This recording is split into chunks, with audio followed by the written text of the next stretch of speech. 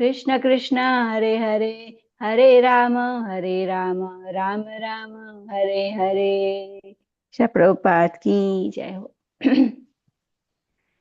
जय राधा माधव कुंज बिहारी, जय राधा माधव कुंज बिहारी, जय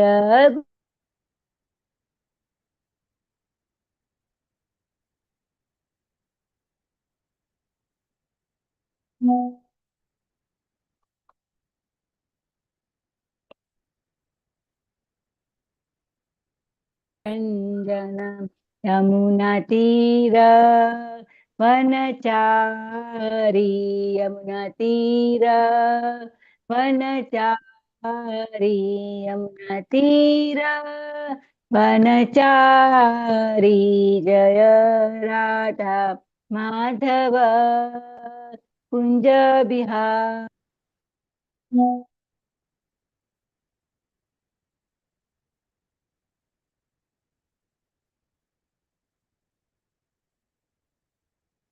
मेरा नेटवर्क जा रहा है प्रभु जी। ये हरे राम राम राम हरे हरे, हरे कृष्णा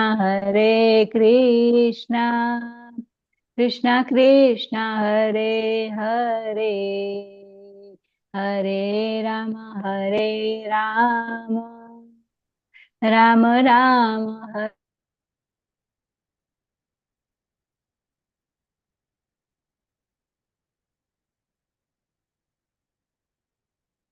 मैंने लोकेशन भी चेंज किया है, फिर भी आज मेरा नेटवर्क का इश्यू आ रहा है प्रभु जी, क्या करूं।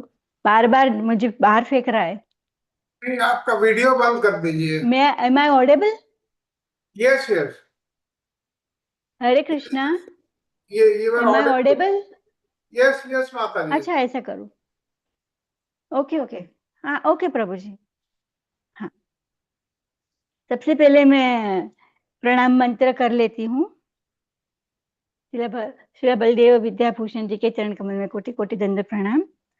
गोविंद देव दयितं परमार्थ पूर्णं, विद्वत्स्वहो जयपुरे जयभूषितं वे, न्याय श्रुति स्मृति विवाद समोर्ध्वहीनं, वेदांतरिक्त Baldev यतिं Namami. I offer my humble obeisances unto the great sage Srila Baldeva Vidyabhushan, being very dear to Lord Govindji and surcharged with the transcendental knowledge. He became decorated with the victory in the assembly of learned scholars in Jaipur. What a wonder! Nobody was equal or superior to him in debates on the Shruti, Smriti or Nyaya, for he possessed the treasure of fully knowing the conclusion of all Vedic scriptures. हरे कृष्णा कृष्ण कृष्ण हरे हरे, हरे राम राम हरे हरे। श्री प्रभुपाद की जय हो। Today I am doing Shri Shri Radhika सहस्त्र नाम स्तोत्रम। तप्त कांचन गौरांगी श्री राधे वृंदावनेश्वरी, वृषभानुसुते देवी प्रणमामि हरिप्रिये। वाञ्छाकल्पतरुभ्यश्च कृपा सिन्धुभ्यैव च पतितनं पावनेभ्यो वैष्णवेभ्यो नमो नमः। श्री श्री राधिकाय नमः, श्री श्री राधिकाय नमः, श्री श्री राधिकाय नमः। श्री पार्वत्युच उवाच, देवदेव जगन्नाथ भक्तानुग्रहकारक, यद्यस्ति मयि कारुण्य यद्यस्ति मयि ते दया, यद्यत्त्वया निगदितं तत्सर्वमे श्रुतं प्रभो। गुह्यात् गुह्यतरं यत्तु यत्ते मनसि काशते, त्वया न गदितं यत्तु यस्मे कस्मे कदाचन, तस्मात् कथय देवेश सहस्रं नाम चोत्तमम्।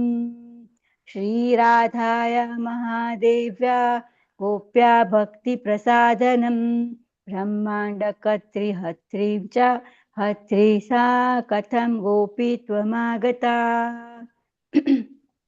श्रीमहादेव उवाच शृणु देवी विचित्रार्था कथां पापहरां शुभां नास्ति जन्मानि कर्माणि तस्या नूनं महेश्वरी यदा हरिश्चरित्राणि कुरुते कार्यगौरवात् तदा विद्यते रूपाणि हरिसान्निध्यसाधिनी तस्या गोपीत्वभावस्य कारणं गदितं पुरा इदानीं शृणु देवीश नाम्नां चैव सहस्रकम् यन्मया कथितं नेव तत्रेष्वपि कदाचन तव स्नेहात् प्रवक्ष्यामि भक्त्याधार्य मुमुक्षुभिः मम प्राणसमाविद्या पाव्यते मे त्वहर्निशम् शृण्वस्गिरिज नित्यं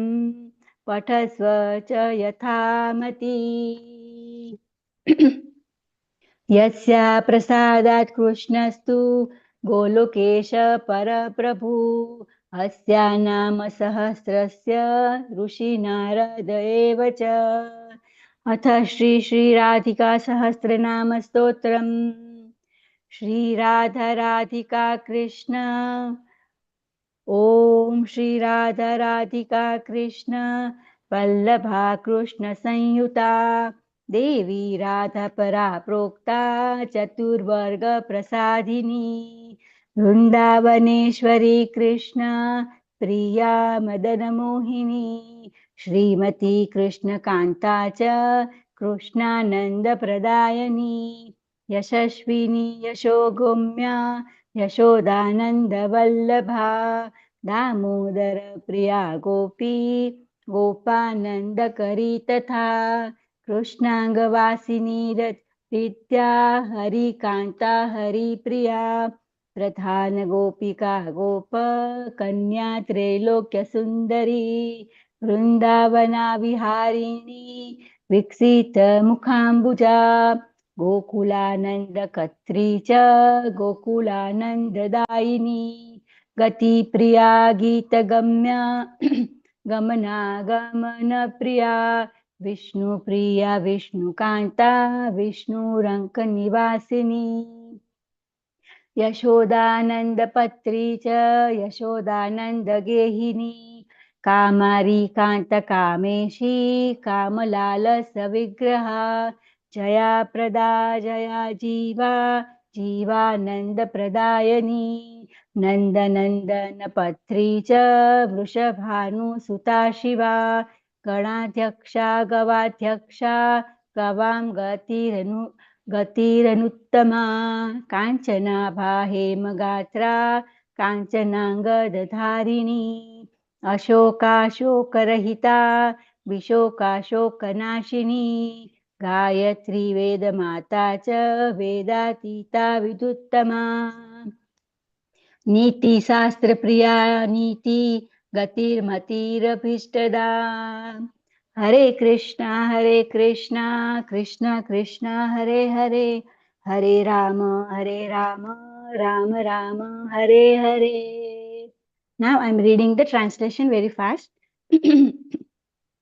Shri Parvati said, O Lord of Lotus, O Lord of the universe, you are very compassionate at your devotees. What you have described to me out of your mercy, I have heard with full attention. Now, O Lord, if you have further compassion for me, then please reveal to me the highest of all that you have heard, the most secret of secret in your effulgent heart. O Lord, kindly reveal the 1,000 names of Sri Radha, which are very confidential and which you have never disclosed to anyone before. Also explain how the name of the topmost Gopi Sri Radhika inspire pure bhakti and are ornament of devotional service. Sri Radhika has the position of the topmost Gopi and create and destroy the material universe. How is this so? Parvati Mata is asking. So Shri Mahadev said, O goddess, now hear from me this most auspicious topic by hearing which all one's sinful reactions are destroyed. I have no doubt that for Sri Radha there is neither material birth nor material activities. Whenever Sri Hari appears to fulfill his mission and enjoy wonderful pastime, Sri Radhika desire to be near him, apparent with him or to support him in his pastime, assuming many forms. I have described that she is the topmost gopi. Now, O goddess, please hear to her 1000 divine names. Never before have I spoken these names in any of my tantras out of affection for you. I am now disclosing them to you. Every aspiring devotee should hear this name with bhakti. These 1000 names are as dear as life to me, and I meditate upon them day and night. O daughter of the Himalaya, you should hear attentively and then regularly recite these names of Radha as far as possible.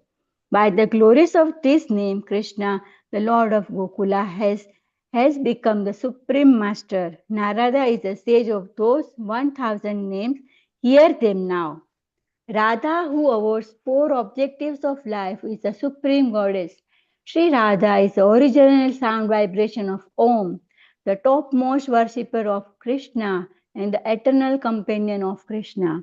Sri Radhika is the queen of Vrindavan, the lover of Krishna, more enchanting than Cupid, the most beautiful beloved consort of Krishna and the giver of pleasure to Krishna.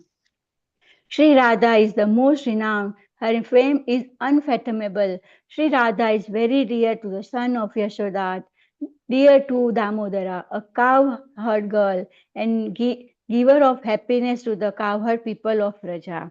Sri Radha resides in the body of Krishna. Sri Radha is the most enchanting, the beloved of Sri Hari, most dear to Sri Hari, the chief among the gopi, the daughter of the cowherd, and is the most beautiful girl within all three worlds. Sri Radha enjoys pastimes in Vrindavan. Her face is just like a fully blossoming lotus flower. Sri Radha brings happiness to the residents of Gokula and is the giver of happiness to the residents of Gokula. Sri Radha was the goal of life is approached by one who sings her glories. Sri Radha is the beloved of the Supreme Lord who appear and disappear. Sri Radha is dear to Sri Vishnu, is the consort of Sri Vishnu and reside in the body of Sri Vishnu.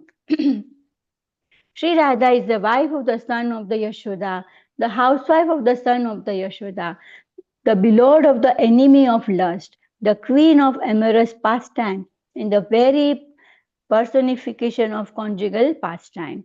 Sri Radha is the bestower of victory, the personification of victory, the life of the soul of the giver of happiness to the soul, the wife of the son of Nanda Maharaj, the daughter of the king Vrishabhanu, and the most auspicious personality of all.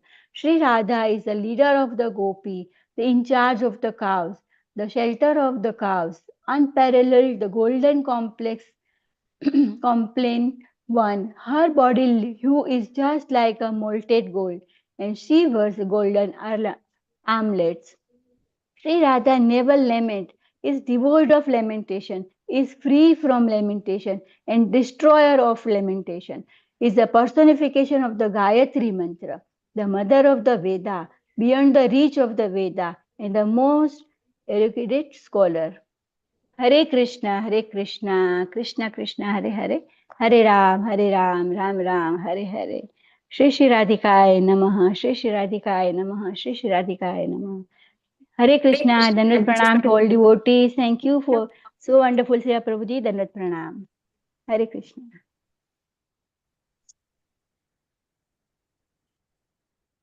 Thank you so much for the wonderful Kirtan. Very sweet and wonderful. Okay, one minute, I will just switch. Okay.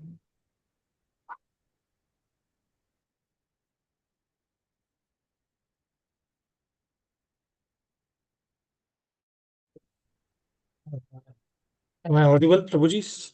Yes, yes. Thank you, Hare Krishna. Just chant the prayers. Um,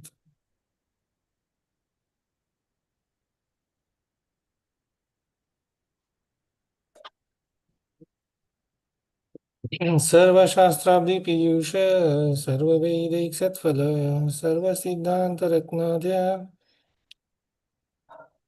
सर्वलोकैर्द्रक्पद सर्वभागवत प्राण श्रीमद्भागवत प्रभो कलिध्वंतोदित्य आदित्य श्रीकृष्ण परिवर्तित.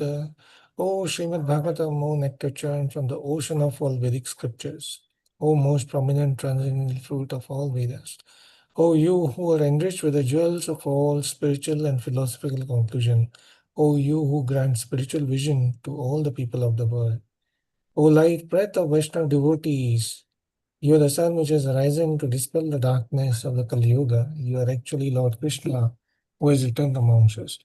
Paramananda Pathaya Prima Varsha Akshirayati Sarvada Sarvasivaya Shri Krishnaya Namastute. Namastume. O Srimad Bhagavatam, I offer respectful obeisances unto you. By reading you one attains transcendental bliss, for your syllables reign, your law of the call upon the reader.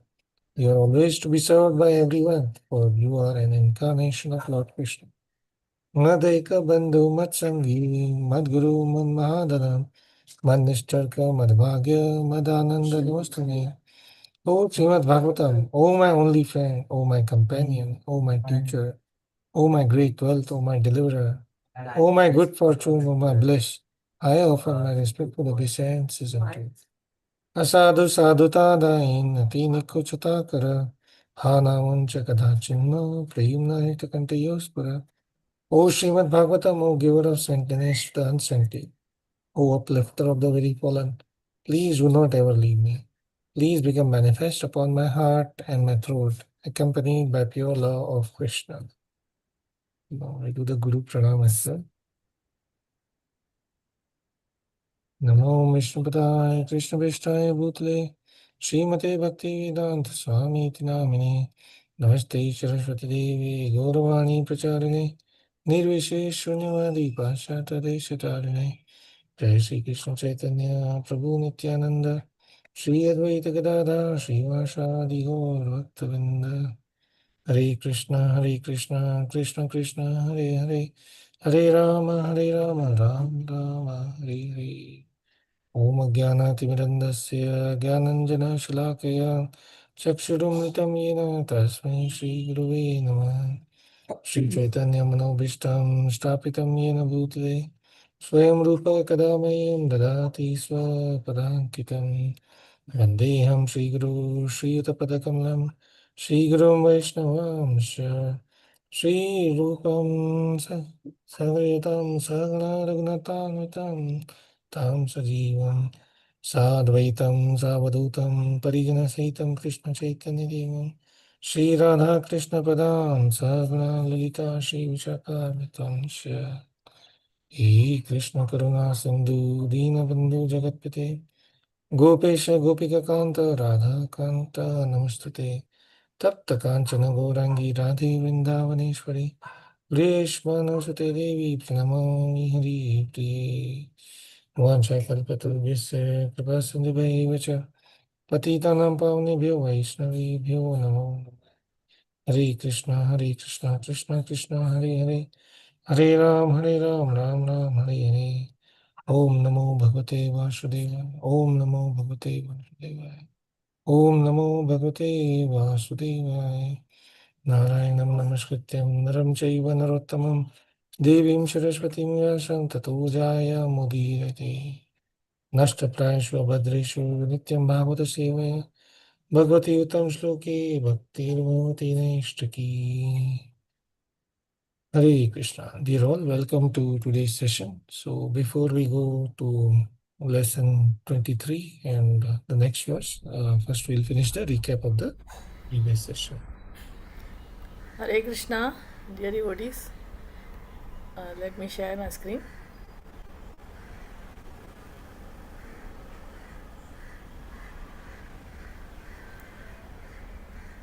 So today we are doing a recap of lesson number 21. So you see here in this we have lesson 20, 21 together. So lesson number 21 is also within this Adhikarna number 3, which refers to Akshara, refers to the Supreme Personality of Godhead. So that is what we are going to prove. So we will jump into the lesson today. Adhikarna 21.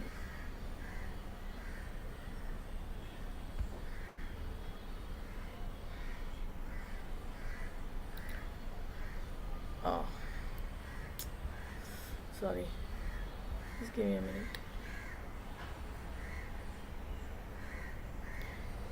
So here we see the slides. The first slide over here is showing us is we can see what is our Vishaya. Our Vishaya is all about the term Akshara, isn't it? The Vishaya is all about the term called Akshara. So what is this Akshara? Who can say? Eternal. Hare Krishna Mataji. Akshara is eternal, unfallible. Okay. Where is my Akshara is imperishable. The slide is getting disappeared. Okay. Yes. So what the Akshara, as you said, as the Brihad Aranyaka Upanishad, it is said it is going to describe something which has physical attributes and dualities, right? It has some physical attributes and dualities in that Brihadya Aranyaka Upanishad. Okay, so we are going to talk about is that the Supreme Lord? Supreme Lord doesn't have dualities. So he doesn't have material attributes. So what are we talking about? So what is the doubt regarding this term Akshara? Am I in the right place? Hare Krishna Mataji. I think, So I think we yeah, have you to are in move to the right next place. step. Yeah. Answer is that whether Akshara is Pradhana or Akshara refers to Jivatman or Supreme Personality of God. Yes, correct. So whether it is Pradhan, whether Akshara is Jivatma, or whether it is Supreme Lord. So what does the Purva Pakshist got to say about this? What do they think? Does they determine what Akshara is denoting? Akshara means Purva-paksha. denote Pradhana or Jivatman also, along with Supreme Could they Person. come There to is a conclusion that Akshara means this or no? no, No, they no.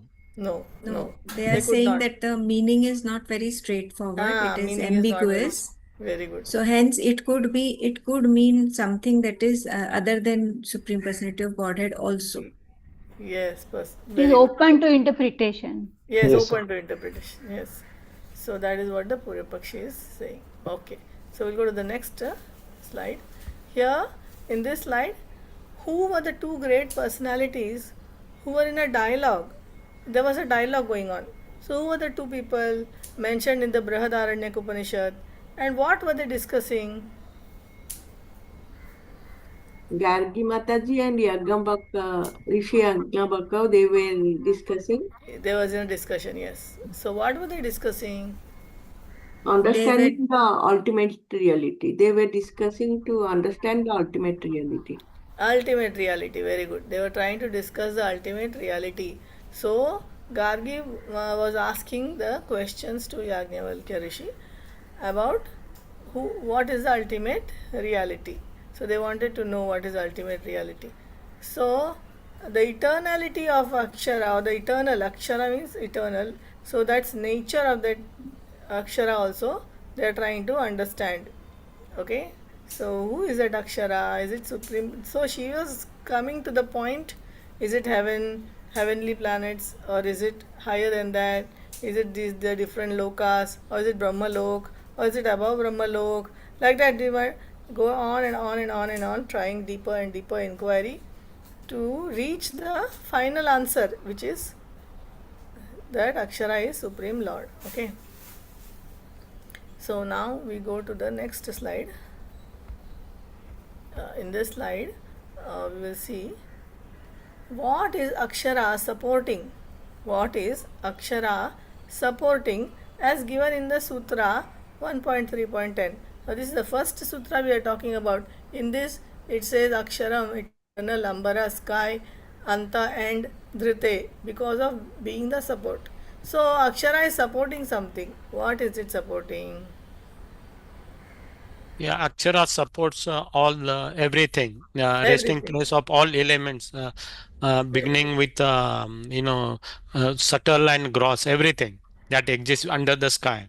Under the sky. Very good. From the Mm, earth to the sky. mm. Whatever Yeah, is there, everything is supported by Akshara. Very good. So that is what this Adhikarna is talking about. Alright. So we go to yeah, the next slide.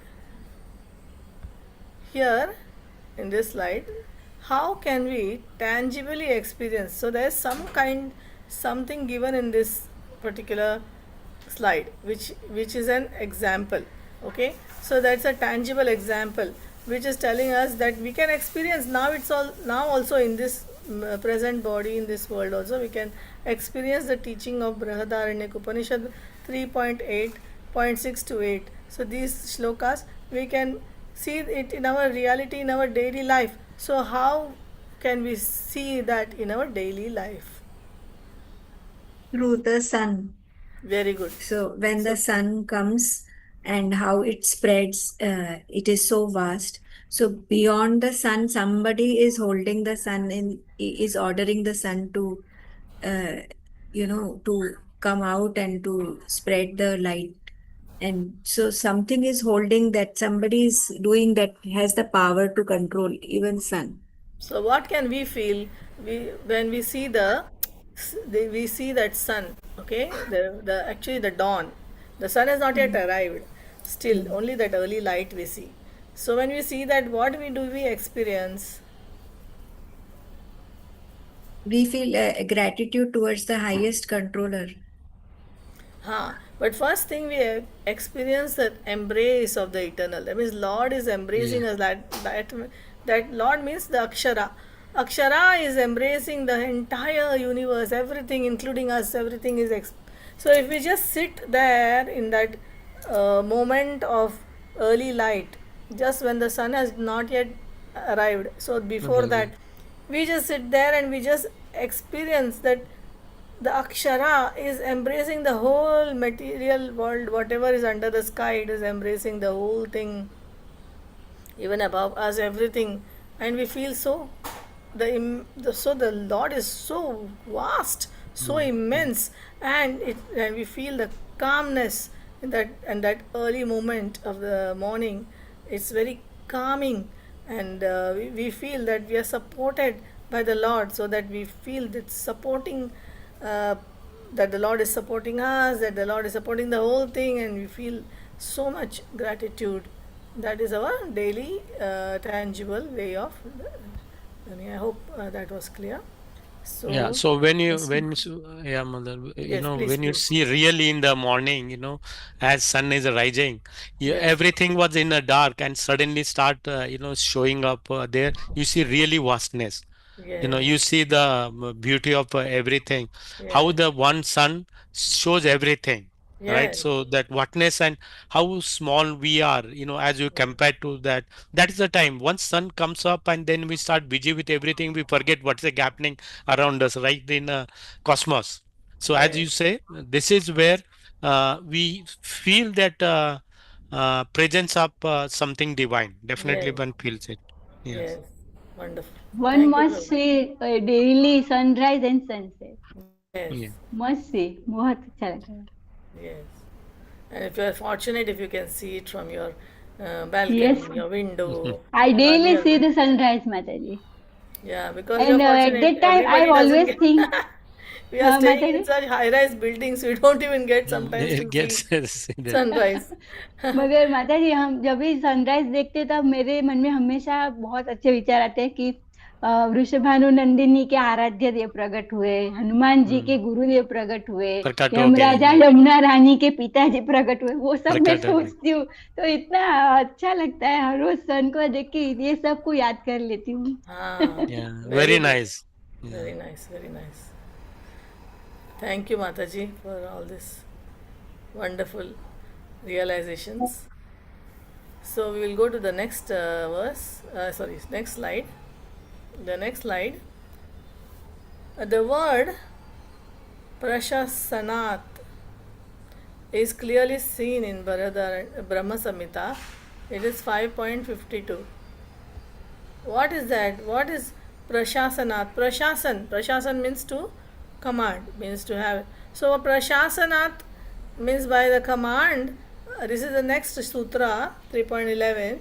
In that Akshara is doing Prashasan.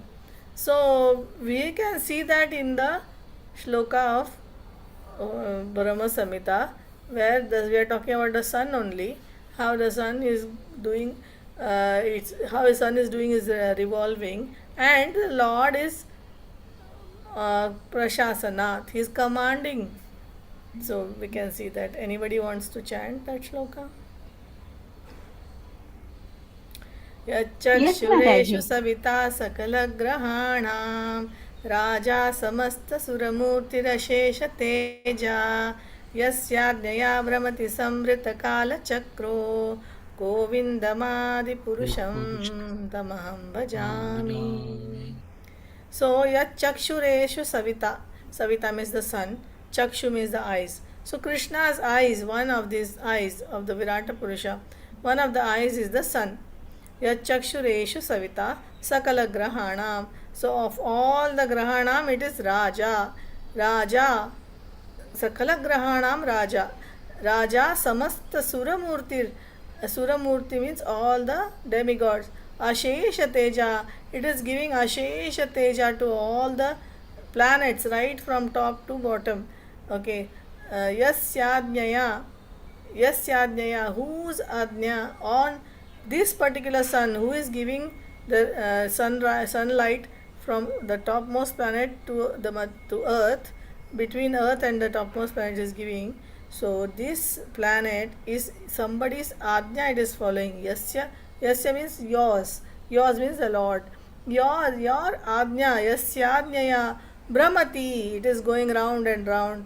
Brahmati, Yasyadnyaya, Brahmati, Kala Chakro, it is going around and round and round in this Kala Chakra. And such a Lord, my dear Govinda, I offer my respectful obeisances to you. So who is the Prashasanath? Who is asking? There is also other slokas also, that how the Vayu is going Madbhayat, how is the Lord is saying himself that the wind moves by because of the fear of me, sun rises because of fear of me. So who is the one who is controlling the sun? That is the Lord. So Vrishabhanu Nandini is actually going to worship the sun god, but in the guise of worshipping Lord sun god, she is actually going to worship Krishna, who is the Lord of the sun god also.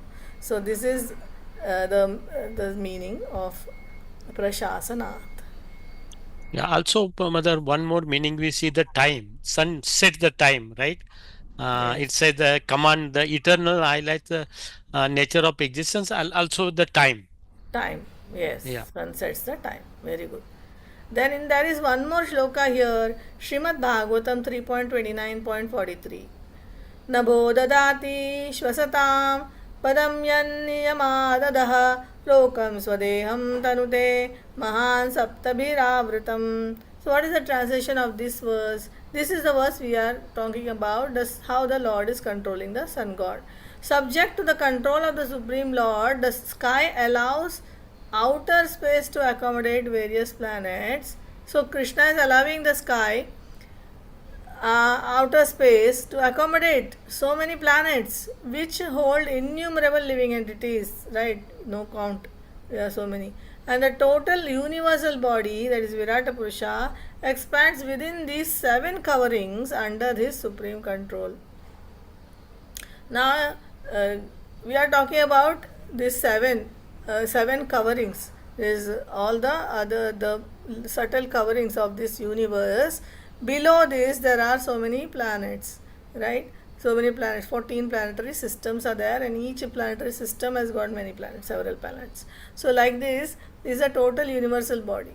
So he is the one who is subject the control. He is the one who is Dadati Shvasatam. He is the one who is giving the shasan to all these planetary demigods like the sun planet. So this is also one shloka from the Srimad Bhagavatam we saw. Okay, so we will go to the next slide. In this slide we see what is the conclusion of the sutra 1.3.12 based on scriptural evidence. Now the what is this sutra? This is the last sutra for the day, that is anya bhava vyavrittescha.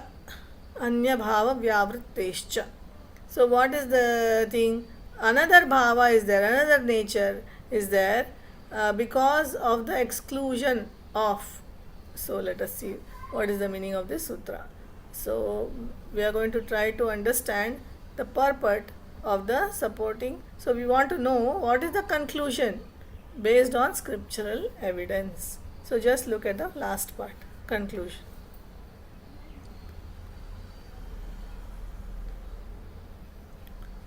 Those qualities which are not seen in other organisms. Not seen in all the other beings. Yes. So this is exclusion. Vyavritte. Vyavrittehe means what? Means exclusion. This is not there in this, this is not there in this, this is not there. That is called as exclusion. Okay. So that particular Lord in which all the qualities are there, which are not there in Pradhana, which are not there in Jivatma, like that. Therefore, he is the one who is Supreme Lord. Only Supreme Lord can be called as Akshara. So that is the conclusion. Conclusion is that Akshara is a Supreme Lord. So what are the qualities? Omniscience, omnipresence, and a unique existence, resting place of all beings. Ultimate resting place. Ultimate resting place of all the creations. Whatever is created, it is ultimate resting place is Krishna. He is omniscient. Absolute truth. He is omniscient. absolute. He is omnipresent. And we can say he is the ultimate resting place for all the creation. So this is the Mataji, sutra. that sloka we can chant that. Param Brahma, Param Dhama, Pavitram Paramam Bhavan, Purusham Sashvatam Divyam Adi Devamatam Vibhu. Yeah, this is the greatness. Param Brahma, Param Dhama. This is greatness, omniscient, omnipresence. Then resting place of all the creation. Creator of everything. Yeah. So we can chant so many divine attributes are there for the Lord. So this is not present in either Pradhan or in Jivatma. That is the conclusion. Okay. So we go to the Mataji, we can connect this sloka also, na? Aishwaryasya Samagrasya, Viryasya Yashashashya. that is also his attributes. Third Aishwarya. Attributes, His- yes. yeah. Attributes, yes. So we can say that, say, like you said, Param Brahma, Param Dham. So Param Dham means what? Ultimate resting place. Dham, that is a Dham. Param, Golak Dham. ultimate. Golak Dham, Mataji. Very good. Thank you, Mataji. So we'll go to the last today's final question. And the final question is, what is the holistic view given by the three sutras? Now all the three sutras combined together, what is that holistic view given by all the three sutras? That everything is interconnected. Very good. The material Everything. world is What is interconnected? Material and spiritual realms. spiritual. Material realm and spiritual realm, they are all interconnected. Through what? Through Supreme Lord Lord. only. Supreme the Lord, Lord. Krishna. Okay. And This Lord is- He is gives existence. command, he gives support, and he has supreme qualities. and means he himself is connecting. residing everywhere. First thing what Mataji said is he is connecting back, right? Mataji, you said interconnect. Yes, connecting. Yeah, Support this- the elements, everything is connected. Connecting by providing what? Support. Support. First Yes. shloka was support, right? Foundational Yes. support. Yes. Then second sutra Then was he gives command. So, Unique. according to his command, everything is work very nicely. Yes, because of his command. First is support, next is command, and third is his All unique Supreme attributes. qualities, Yeah, his unique attributes. quality. attributes. Unique attributes. Unique attributes means without him there is no other. The other people cannot possess those attributes. So they are unique attributes, and because of these three together, what can we say? We can say that Akshara is the Supreme Personality of Godhead. yes, very good. Akshara is the supreme and none other than the supreme. Okay, so thank you very much. That was Thank you, Mataji. Wonderful Thank you, Thank you. discussion. Mataji. Thank you. thank you so much. I don't know where this goes. Very good. Sorry. Thank you so much, Matati. Okay, Very Hare wonderful. So, wonderful Katha Kirtan and then recap. So, let's go through today's section. Okay.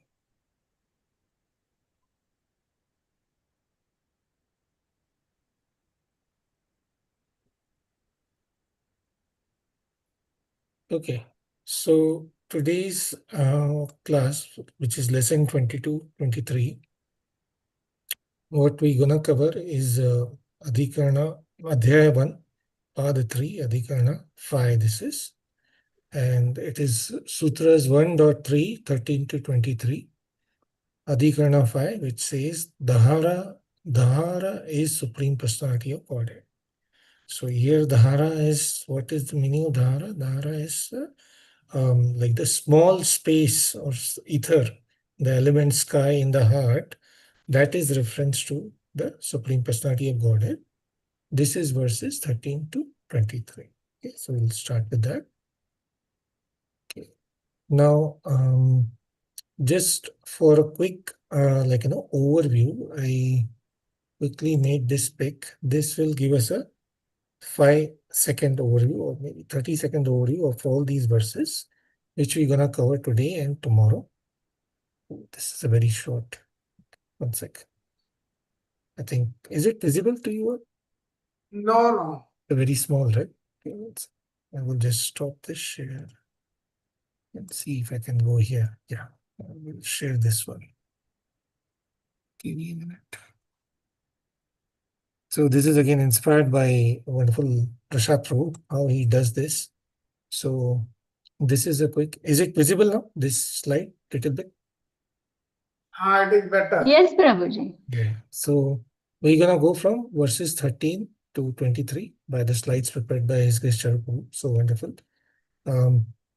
Slides here, they talk about how Akshara is the, not Akshara here, Dhara is the Supreme Personality of Godhead. Okay? So this verse 3.13, it says that it talks about the Purusha in Satyaloka is Supreme Personality of Godhead. That is, there is a Brahmaloka mentioned in the verses of Krishna Upanishad. So that will cover deeper. In those verses, it is explained how the person who is meditating on Om reaches Satyaloka or Brahmaloka, and that Brahmaloka is non-different from the abode of Vishnu, who is the Supreme Personality. That then connects to the next part, which says that the Dhara or the space in the heart is Supreme Personality of God. Okay? Then every verse there is a Vishaya, Samshaya, Siddhanta, Purva, Paksha. We'll go through that and other key scriptural references.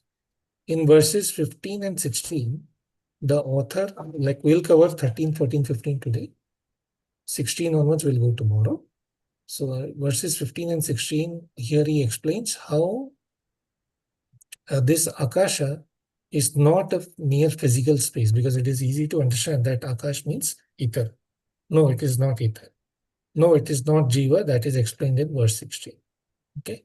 And then there are scriptural references, how how it is the Supreme Lord.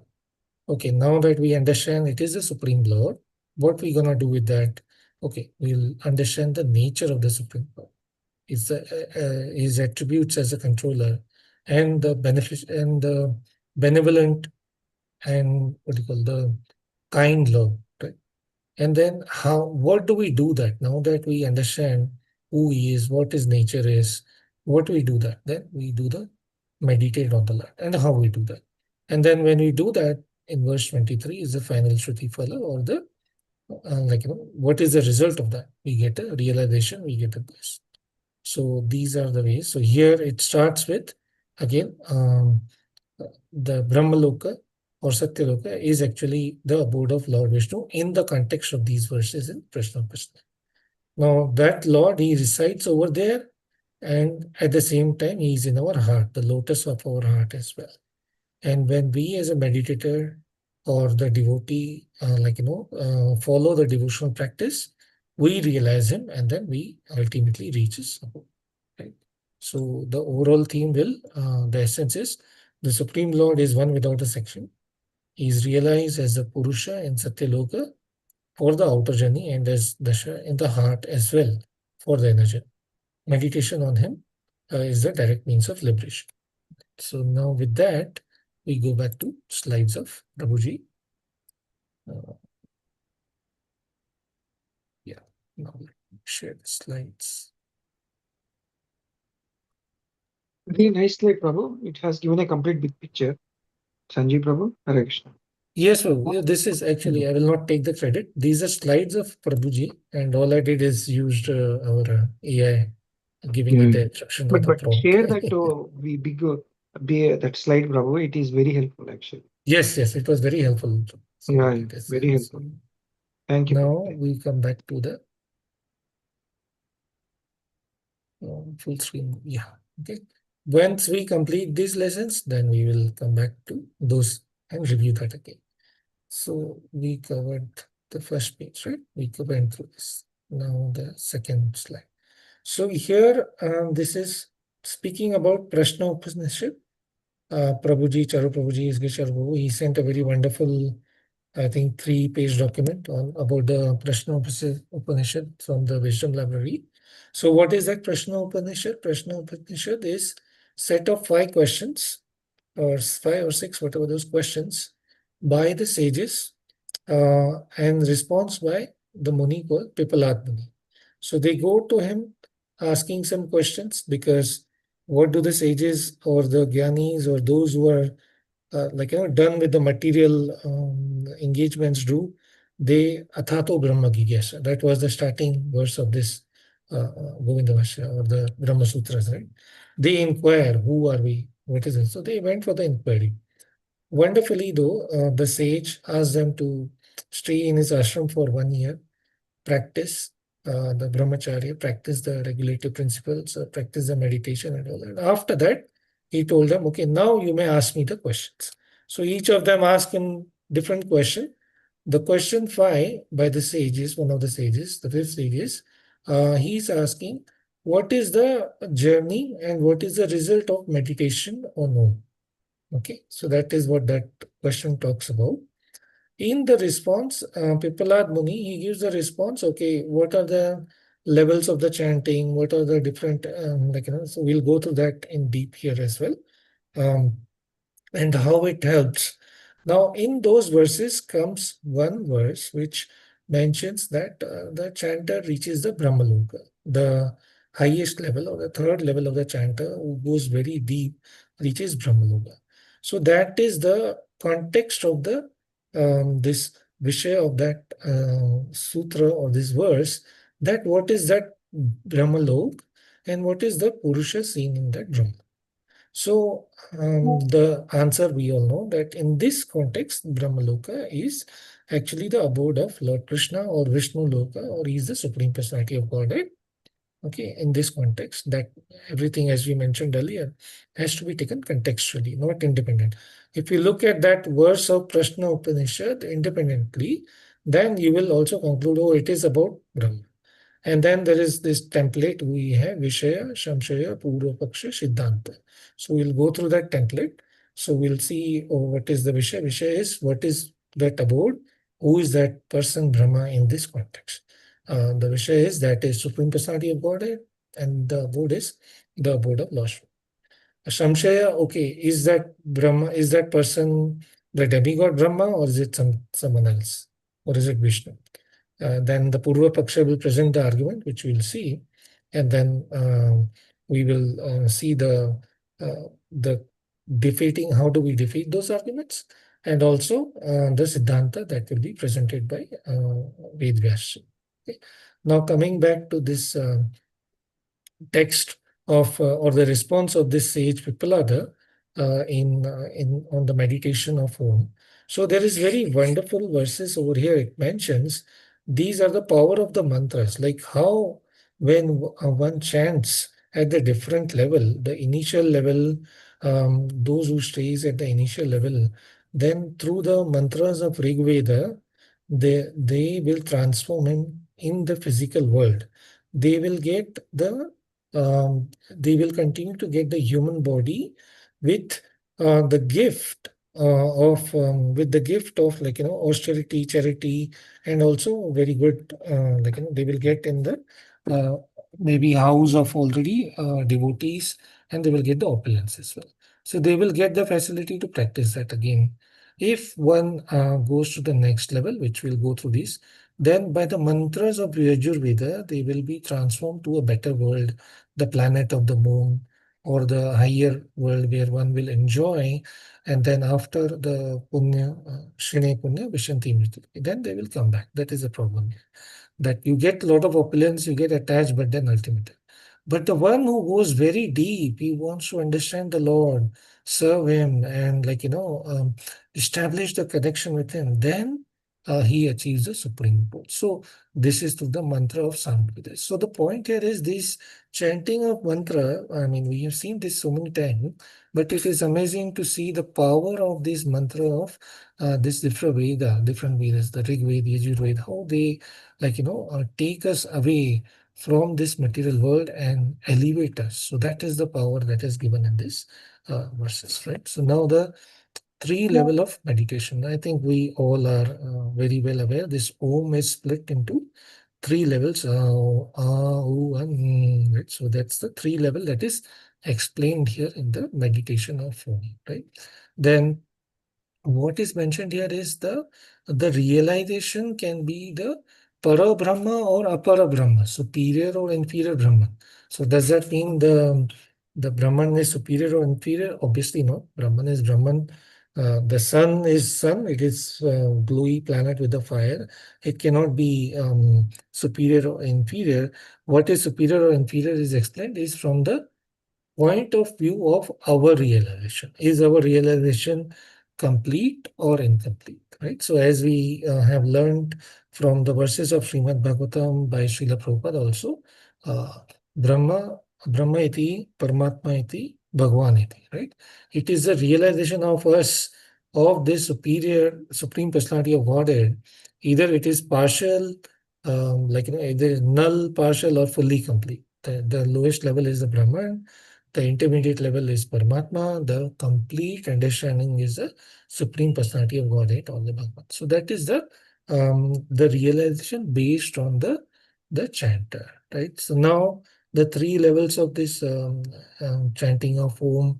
So there is exoteric, mesoteric, and esoteric. Exoteric means what? Exoteric means the public opinion, like it is open, like there's nothing to hide. Mesoteric means the other end is esoteric. Esoteric means very confidential, right? Like the verse in Bhagavad Gita, Lord Krishna says, Param Guhyam, right? It is very, very confidential. It is only for very, like the inner circle for the devotees. Not everyone can have. Oh, how it can be? Because the book is very there in the open. Then what is there so confidential about it that we have read also many times? The confidential part is that the Lord takes care, He protects those six chapters of Bhagavad Gita in between as well, right? And it is covered by the outbound. We have read that many times. So that realization is confidential. That realization, the personal realization we develop with the Lord, that I as a jiva am different, but I am the same part and parcel, and I am fully connected, and I have a very, very unique relation with the Lord Krishna. He has a very unique relation with me and with all others as well. That is the That is the confidential part or the esoteric part. Mesoteric is in between. It is partly what you call open and partly confidential. So that's the level. So these are the three levels of the realizations here: exoteric, mesoteric, and real. And the what is that? Esoteric, right? Then also the letter R, the first part. Okay, it it provides the universal aspect, or it provides the cosmic manifestation. Or what does that mean? That means the practitioner who is at the very initial stages, he is just chanting the mantra. If we compare this to what we learn from Prabhupada, is the chanting of Hare Krishna mantra. So he's just chanting. He does not have any idea who, he might have a faint idea who Krishna is, but he's just chanting because he heard in the kirtan, he heard from someone, or he heard, but he doesn't have any idea what the mantra is, why am I doing. It is just the word used here by Chaitanya, it's just a superficial lip deep chanting. But does that mean that the Lord is not happy with him? No, the Lord is welcoming. It is welcomed by the Supreme Self. So kind is that we see in the case of Ajamil, right? He chanted Narayan at one point in time, at the last minute, because he's not even referring to him, but he's referring to his son. But then he gets a very, he's saved from that. So that is the first stage. The second stage, so this stage is also called Apti. Just by doing that, the person is able to satisfy all his desire, right? Material desire. Obviously, we're talking about material. If we are spiritual, that also will be, but that goes to the next stage. So this is the Vishwa stage, right? Or the initial stage. Then the technical term for the next stage mentioned here is Tejasa, right? Tejasa, and it is means it is Utkarsha, by going a little deeper, right? Understanding what is this, what am I trying to do, who am I meditating on, what can it give, what can happen, and I might have material desire also, going to the Swarga Loka, other Loka, and all that. Then it is Utkarksha, one develops the quality of Ubhayavita. Ubhayatva, right? Means attraction, just like the Lord Krishna, he is or attracting everyone. This is a little bit of that quality that comes in the practitioner as well. He able to attract everyone. He is able to develop unbroken consciousness. But this is still at the mental, mansic level, right? He does not go deeper or subtle, right? He does not goes to that depth that he or she, the practitioner, does not go to the depth that, I have to establish the connection, how the Lord is Satchitananda completely, how he can. So the result of this level, it will take to the higher planets. Again, when the material karma ends, then it will come back. Now, does that mean the person who are the in the Indra Loka and all cannot have the relation with the Supreme Personality? Well, no, they also have that opportunity. They can chant there and also realize. This will come in the subsequent next chapter. We'll see that in the next section. They also have that possibility. This was also wonderful to know. But the problem that happens is the person or the jiva is so distracted in this higher realms, because there is so much enjoyment, so much to do, that the mind cannot then focus on the that when having suffering is one end, but that suffering still has certain potential for the jiva to be completely detached. And that's why Mother Kunti prays, right? Give me more suffering, because it is not the suffering, but when you come in and help me, or I get your association, then that is what I like it, right? So there is a possibility or potential or a higher possibility here that one may come in contact with the sadhus, one may become humble. But the other hand, when someone is in very opulent stage, in that realms of Indra Loka, Satyaloka, then they may the mind becomes so enamored that it is very difficult to get that realization. But it is possible. It is possible there also. So then the last stage here, esoteric, right? So this level is called here prajna. The technical word is prajna, and it is the the candidate or the practitioner here develops very manas samanya, laya samanya means deep layer or deep attachment, deep absorption in the chanting of the or in the connection of the Lord inside the Paramatma. Right. So again, this Om or Pranam mantra, first level is the partial contemplation, then that gradually it goes to the superior inferior, right? So that part. So these realization, they gradually go from this incomplete or partial contemplation up to the complete contemplation, knowing the Lord full at the Bhagavan level, right? So that is this slide. So in conclusion, this meditation on Om is a sonic bridge from this earthly to the final.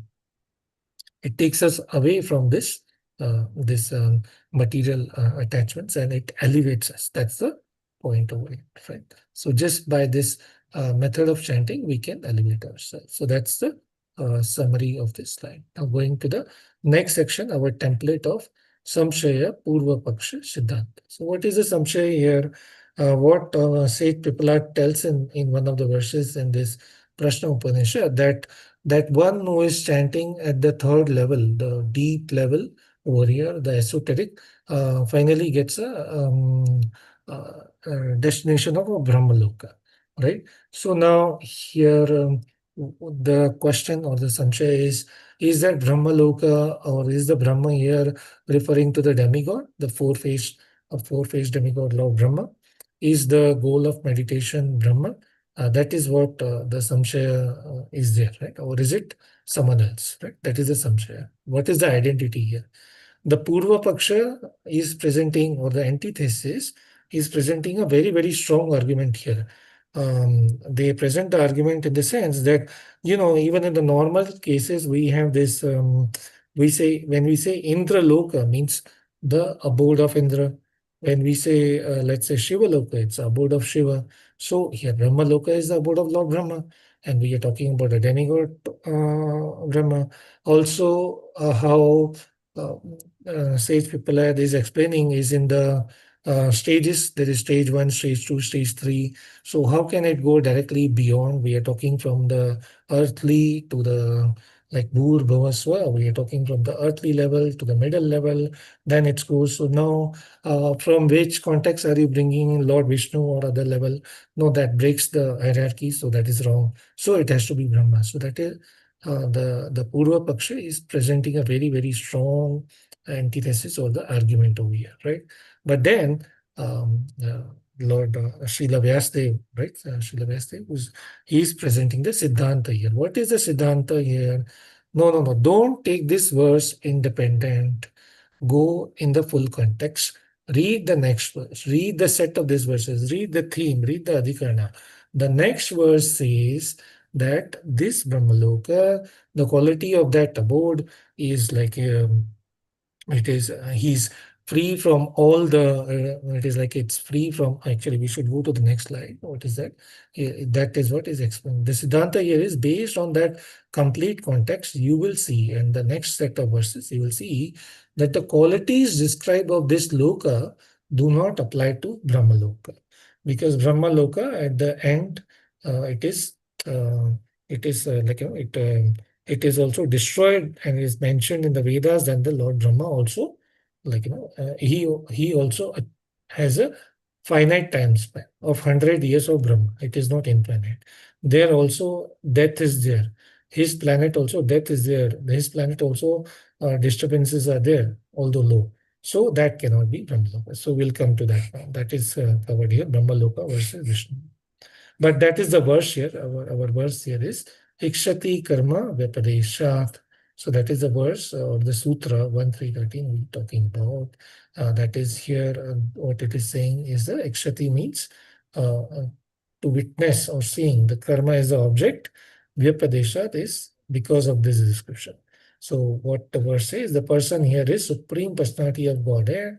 Because of the description of this object of the vision, fits the Supreme, because in the upcoming verses, that is what is mentioned here. So there is a supporting evidence. It is given here. the supporting evidence what is given is given to us by Srila Baldev Vidyabhushan. He uses a term which is called Nishada Sthapati Adhikarna Nyaya. So this is a term, technical term, grammatical term about defining the verses. So what is that Nishada Sthapati means? Sthapati means the leader, Nishada. So here, if that word is used, that means that leader who is the Nishada, right?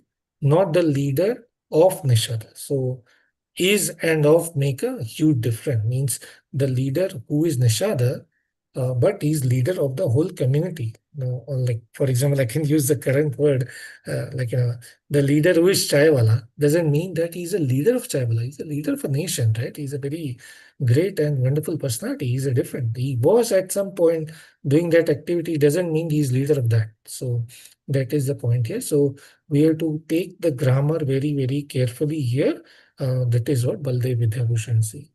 The other point that is being mentioned is that this particular abode is peaceful, ageless, eternal, fearless, and that is why it is the abode of the Supreme, because the Brahma Loka or the Lord Brahma's abode cannot have that facility. This is also clarified in Bhagavad Gita by Lord Krishna, that particular um, from that's actually in the next slide. So that's why here we conclude what Vyasdev is saying, that this is Vishnu Lok and not the Brahma Lok. So here also it is mentioned here how in Bhagavad Gita Lord Krishna is saying that um, right from the topmost abode in this material world, right from the ant to the Brahma, everyone has to go through the death and all those experiences which are not what the Atma consists of. So that means that particular abode is not Brahma Loka, it is Krishna Lok or Vishnu Lok, and the destination one reaches when goes deep into this chanting is the destination of Lord Vishnu. Right? So then there are other Upanishad verses like Bhagavad Gita, it is mentioned. The Lord says that I am the chanting of the Omkar, I am non-different, and then one who takes my shelter comes to me. So how will the person then reach? If the person here is chanting the verse Om, which is non-different from Lord Himself, non-different from the chanting of Krishna, and he's meditating on Krishna, then why will he go to Brahmaloka? That is not correct, right? Like Srila Prabhupada says that so much, he gives us that example, right? If you take the ticket of New York, you will go to New York, right? So you cannot then go to California or other places. So that is the reference here. In Bhakti Rasamrita Sindhu also, Jiva Goswami gives us the three stages of the devotees, right? Kanishta Adhikari, Madhyam Adhikari, Uttam Adhikari. In Chaitanya Charitamrita, we see that wonderful pastime where the devotees go to Lord Chaitanya and every year they ask him the same question. So who is the devotee of the Lord?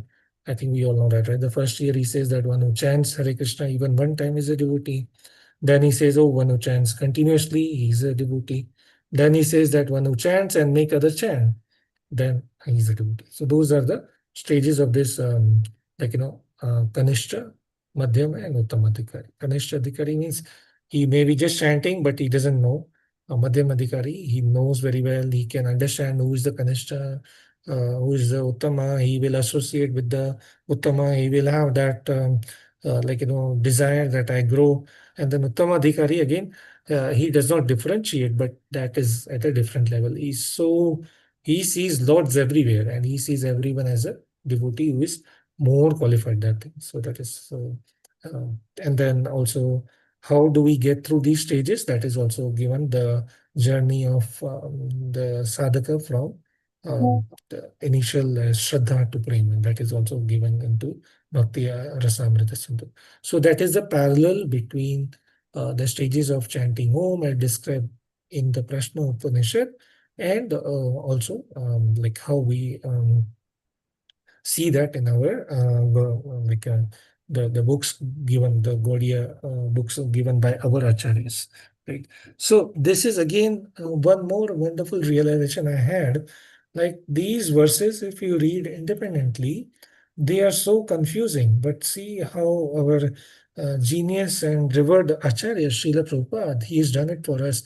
Everything that is there in these books, right? These all Upanishad, he has given us the essence in a very, very clear way. He has given us who we are, who the Lord is, how we achieve Him, what are the different stages we have to go through. Just like in today's world, we have this Google Maps, right? I want to go from, let's say, like Bangalore to Hyderabad, right?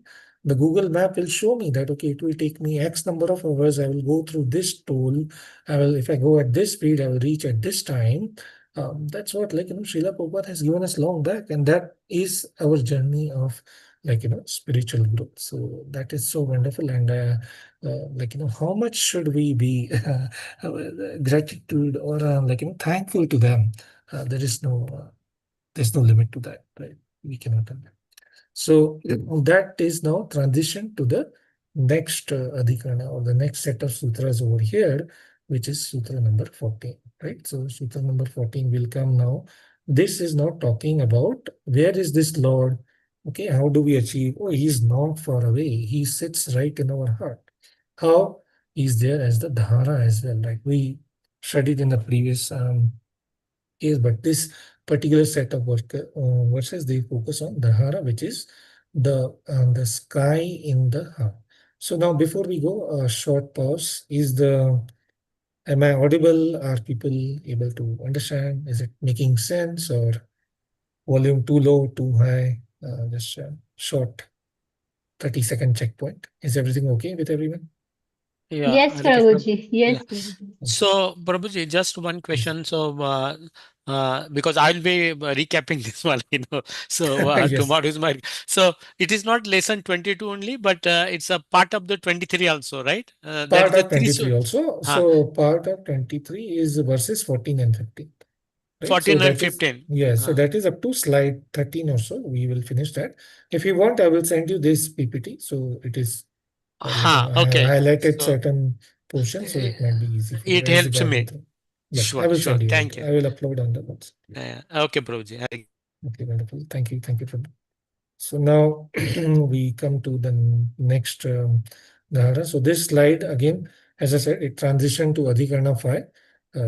Right now, what is the description given by Chaitanya Charan Das here is like, there are different practices, the spiritual practices, there are distinct practices.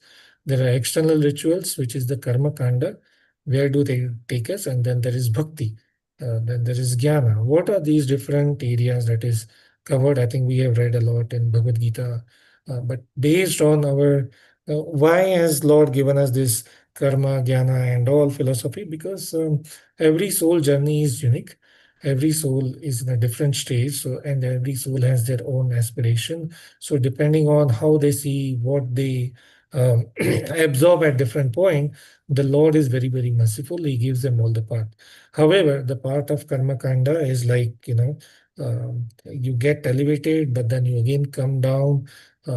But however, at least that path, you are following a particular discipline or a process. So that what is allowing that, okay, I want to get this, I will go through the right way instead of doing the vikarma, which will, like, make us fall down. We do the right set of karma and we do this. And there is a realization that I am not the controller. There is someone above me. I am getting all this from these different demigods or the the different demigods, authorities like Pitraloka, and also there is very nice description given that even Lord Krishna explains in chapter 7 of the Bhagavad Gita, right? I think that one who worship the demigod will go there, one who worship the Pitras will go there. So depending on whom you worship, Lord Krishna will empower you. He will give you the required means to do that. He will encourage you so that you elevate gradually. But then he is very merciful. Also, he sends his Parshada, he sends his pure devotees who give us this direct elevation, the lift that, leave all this, forget all this, chant Hare Krishna, and follow this, and then you directly get the elevator to Goloka. Don't get stuck here. So those are the benefits of staying in the Bhakti Yoga. And then there is a description in the Chandogya Upanishad. So these verses, they mainly refer to Chandogya Upanishad and Mandukya Upanishad, who mention about how within this body, they speak of this body as Brahmapuri, right? It is mentioned as a Brahmapuri, and within this body is a lotus. And in that lotus, there is someone very special, right? Or within that body, in the heart section, there is a lotus, and that lotus is someone very special. And what is that? The Supreme Personality of Godhead. It is Lord Krishna who expands as Paramatma and stays there. And Chaitanya Charan Prabhu, he, in that description, he has clarified certain things which are very, very amazing. I mean, we know it, but maybe at least I did not think it to that level, that when it is mentioned that Lord Krishna is in our heart as Paramatma, he is the same Krishna in your heart as Paramatma. It doesn't mean that the Lord is dividing himself like how we cut the bricks. No, it is the same Lord. It is the same expansion in you and me. And within that space is called Dhara, or the space, or that space, that same thing is outside and inside as well. Ito nasimo parato dhananjaya, inside and outside, right? So, and that same Lord is in his abode of Goloka as well. So he's not creating multiple copies of the universe, right? So that copy of the universe in your heart and my heart is non-different. It is the same, right? So the same Lord expands everywhere. He is within, he is without. And the wonderful example he is giving, which will come in the next slide, is how, sorry, how when Lord Krishna or the baby Krishna, he is caught eating the dirt, and then Mother Yashoda asks him to open his mouth. Then within the mouth, the whole universe is shown, right? And that within that mouth of the Lord, Mother Yashoda sees the whole universe, the time factor, the jivas, and how they interact with each other, how the transformation happens, and she sees herself as well. So these are the inconceivable potencies of the Lord, that being at the same place, he can be everywhere, and yet he can be within us, near to us, and far from us. So these are the different inconceivable potencies of the Lord, which are beyond our understanding, as long as we are in the material and the contaminated consciousness. But when we go beyond and we take the direction from the sadhu, the shastra, and we do the practice correctly, then we will be able to absorb that and have the faith in that. So that is the point mentioned in this slide. Okay, I think we did take a short break, so I will continue. So now here this the sutra is Dharo Uttarabhyam, means that Dhara is the Lord Vishnu, and Uttarabhyam means why? Because in the upcoming verses, Uttarabhyam, what is coming in next verses will clarify that. Now Samshaya will go by our template. So what is the Samshaya? Oh, and Dhara means the element sky, because it is Akash, because that's what we refer to. Or it can be Jivatma, because it is mentioning small. So the Jivatma is small. Or can it be Lord Vishnu? So those are the samshaya, the doubts.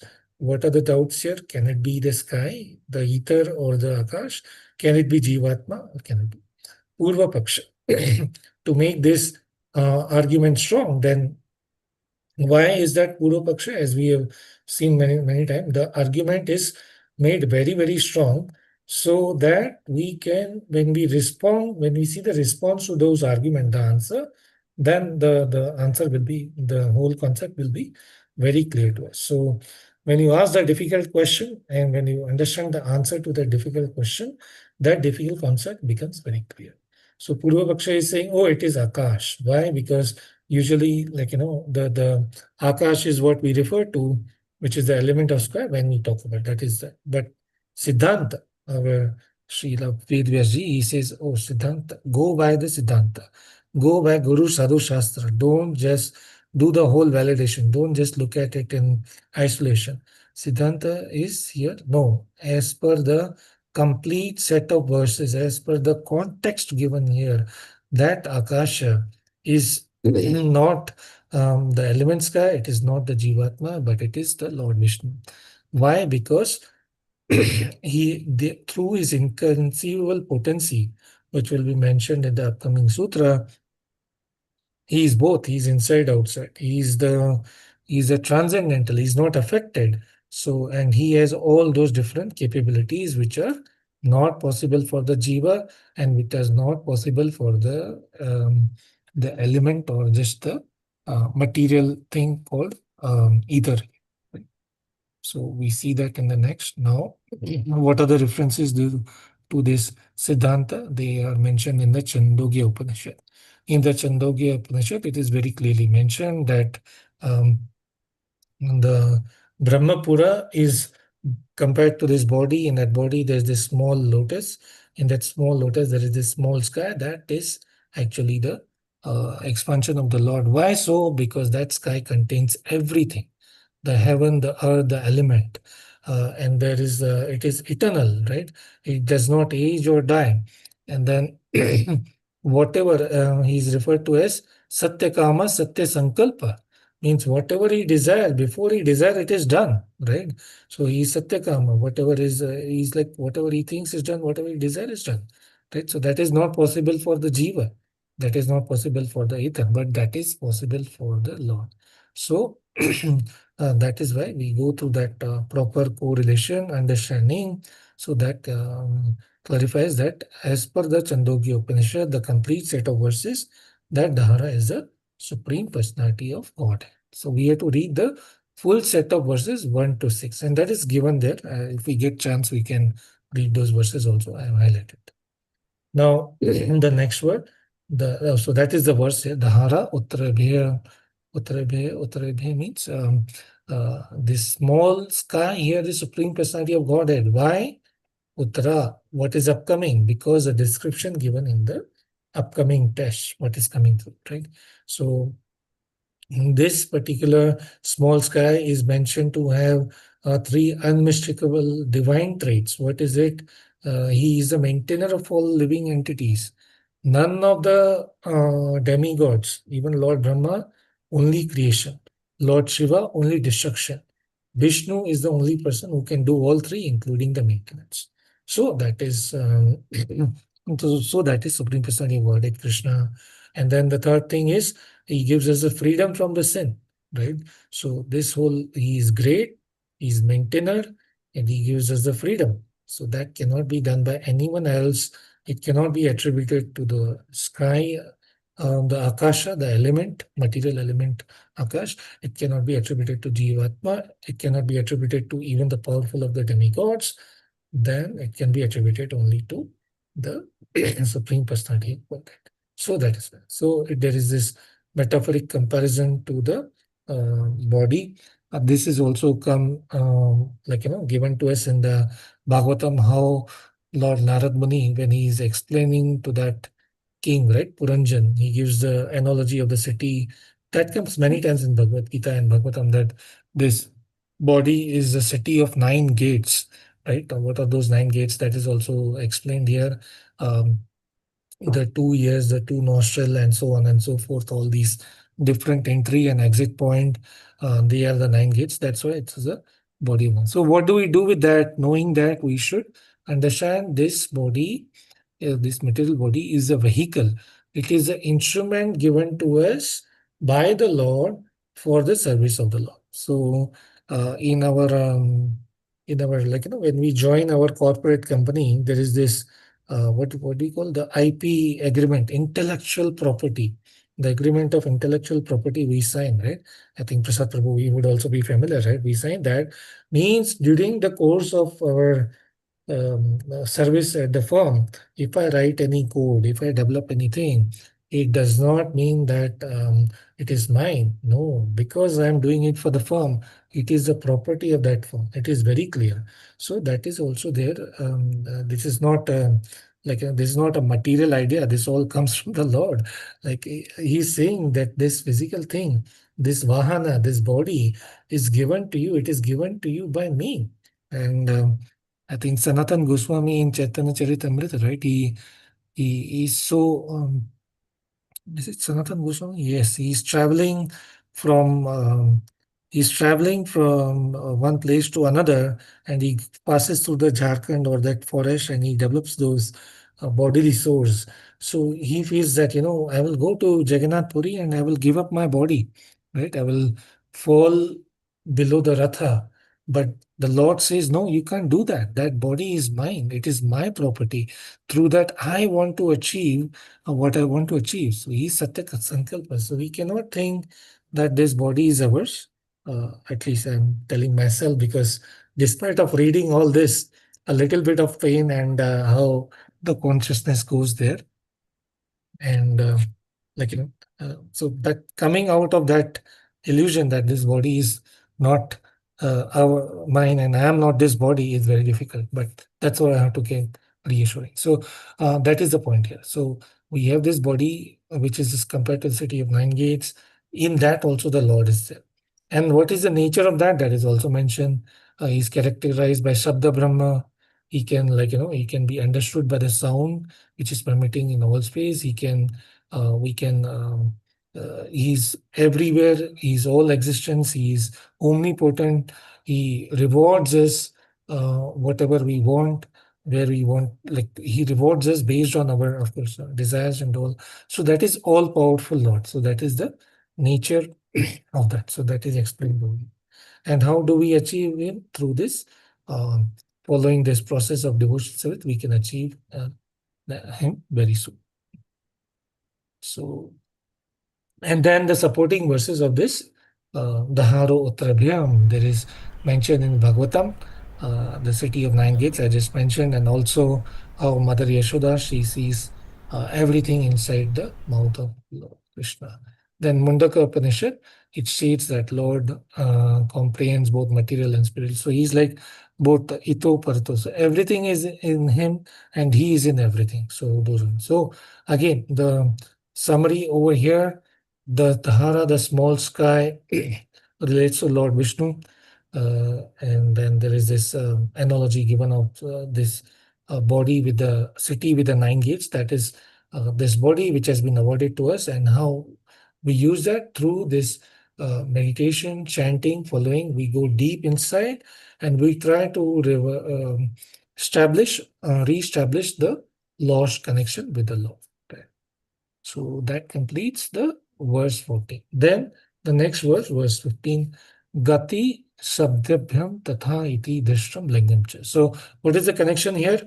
The previous verse said Dahara Uttarabhyam, means that small space in the heart, in the body, is nothing but Supreme Personality of Godhead. Why? Because in the next verses it is mentioned, and that verse is here. Gati Shabdabhyam Tata Hi Drishtam Lingam Cha. What does that say? That because of the description of going, because of a certain word, and because it is both directly seen, also hinted at, like Gati, it is like going to, right? Because of going, Shabdabhyam, because of certain word, like just through this process of chanting this Shabda, we can go closer to the Lord. We go closer to the Lord. So that is the connection to Dahara or small sky. In the complete verse, there is this word or term called enam here. And that term refers to small sky, but that clarifies or signifies Lord Vishnu, because in Ishopanishad, right, there are those verses that the Lord can be the smaller of the smallest and larger of the largest.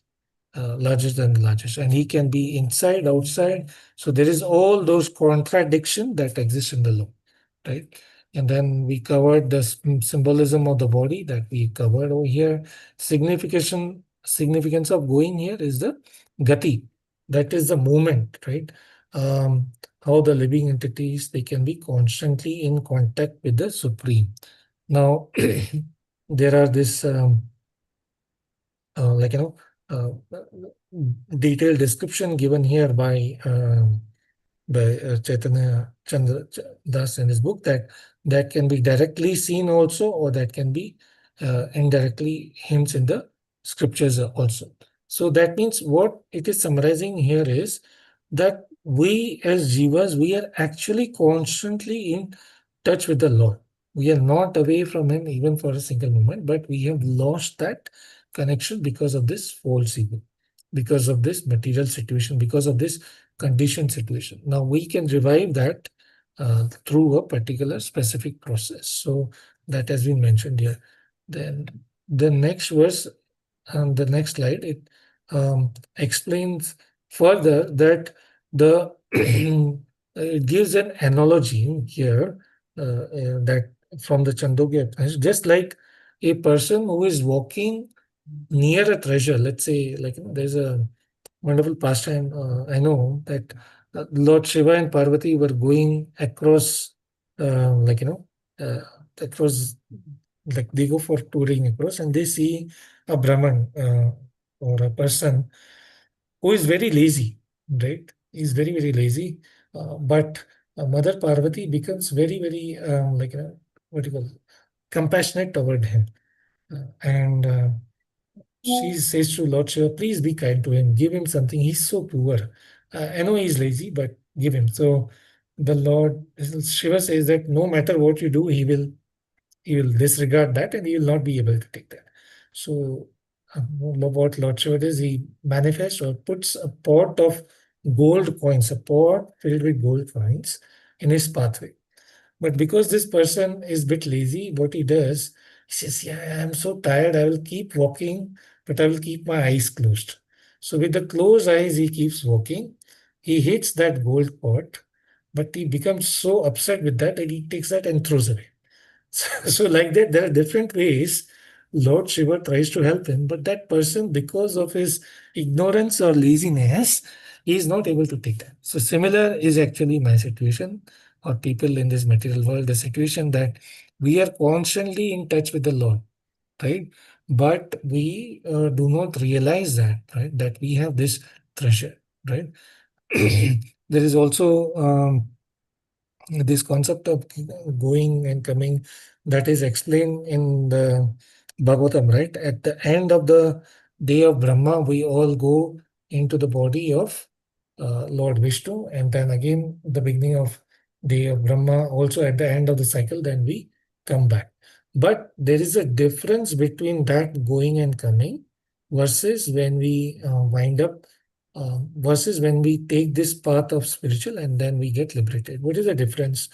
In that conditioned state of merging into the body of the Lord or Vishwanara or the Lord, the person, he is not um, completely liberated yet. He's still fully, he's not even aware of the Lord and his relation. He's still in illusion. So he just keep coming and going. But when he goes back to the abode of the Lord through this process, then he's fully aware. He's got rid of this whole material concept, and no matter where or what body he is, he's always thinking of serving the Lord. So that is the theme here, that the Lord here is intrinsic, right? He's knowledgeable of everything, and that is why um, we are saying Dharo Uttarabhyam, or that small space is the Lord. Okay, so we complete that section here. Now, because we have a lot of time, what I would like to do is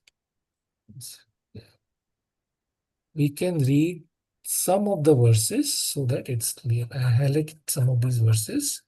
They are very, very interesting, and some of the key points that can be taken as a takeaway. So, where is this? Yeah, this one. Nishada Sthapati Adhikarna. So here, this is going to the first phase, the abode, right? The abode which we read is the Brahma Loka, and not the abode which we read is the abode of Lord Vishnu, and not the Brahmaloka. So the word here is, as I said, Nishada Sthapati Adhikarna Nyaya. That is what Baladev Vidyabhushan says, that the world which is Brahman, not the world of Brahman. So just you see, this small word is and of make so much difference. The world which is Brahman means that is the transcendental space of the Lord. That is only the abode of Lord Vishnu. Then What is this? Yeah. Okay. Yeah, this is about the categorization of the chanter who is chanting the Om. One can be a lip deep chanter at the very initial stage, or one can go very deep as well. And then this is verse 8.1.1.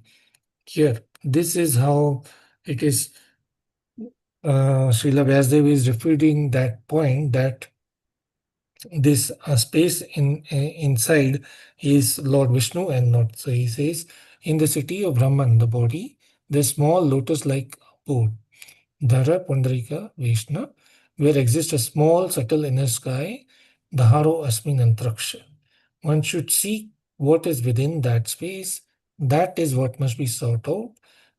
That is what one must come to know in the truth. Why so? That's in the next here. The Dhara Akash does not wither with the old age of the body, nor is it destroyed when the body is destroyed. The self is sinless.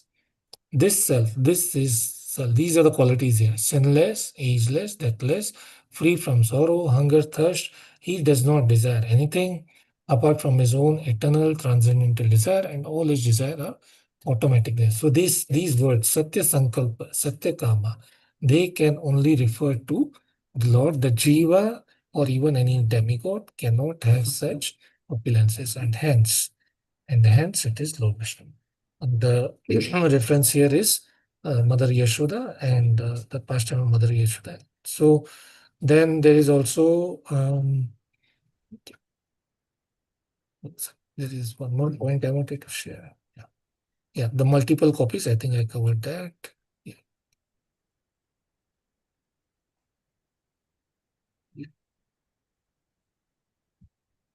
Okay, so final takeaway.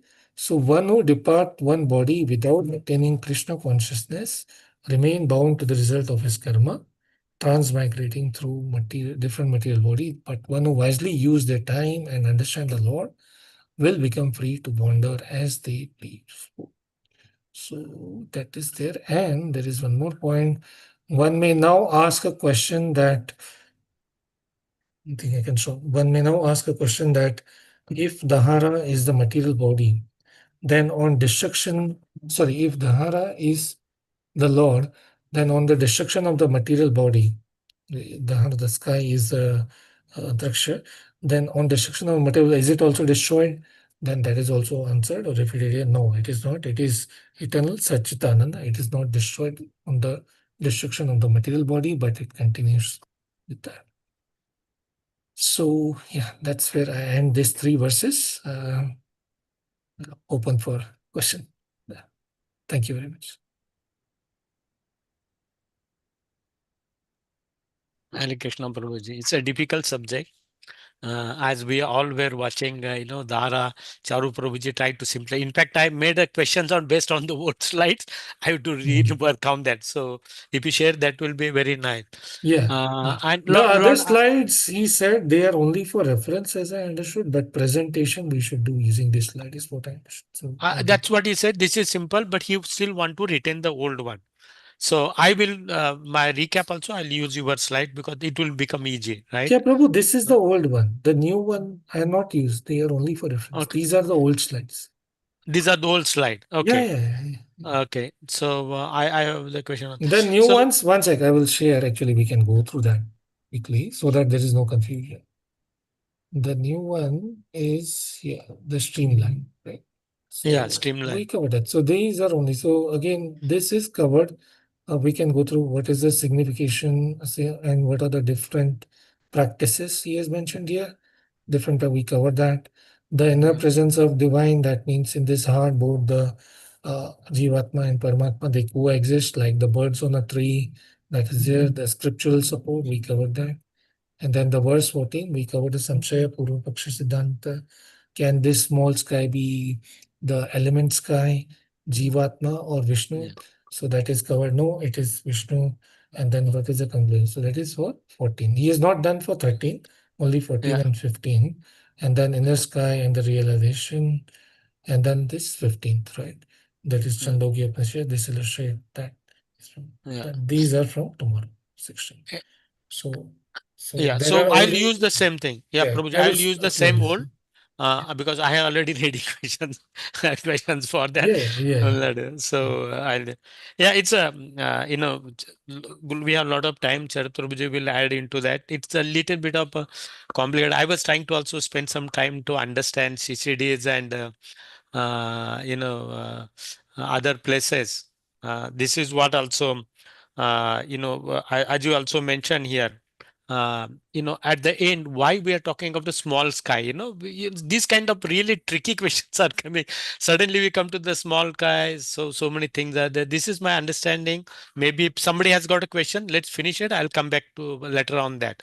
So I will go with over with Shabda Brahman and Akash Brahman. We'll go and we'll see how the concept of a great city. In the city there's a palace, Lotus Palace. In the Palace there's a sky. The word this sky represents we talk about Dhara. And again, this sky, it says that very clearly it is not a space. You don't have to consider into concept. Oh, in this case, yes, you gave example in the Krishna. When inside the when he ate dirt and Yashoda Maya, we see that story because in that inside also stomach he sees that everything, that including herself, right? We see the similar thing. Markandeya Rishi also sees that.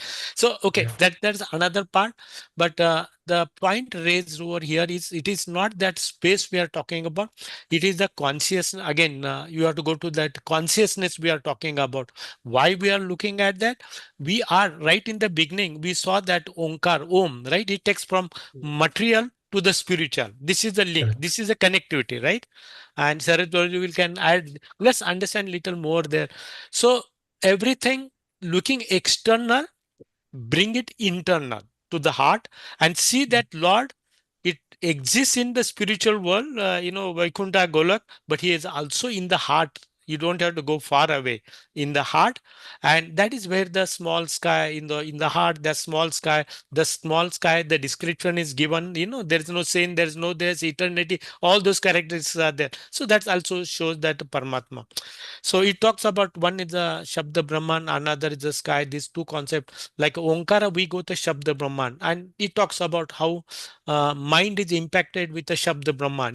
Mind is reasonably stable. It says that Onkara, Om, right?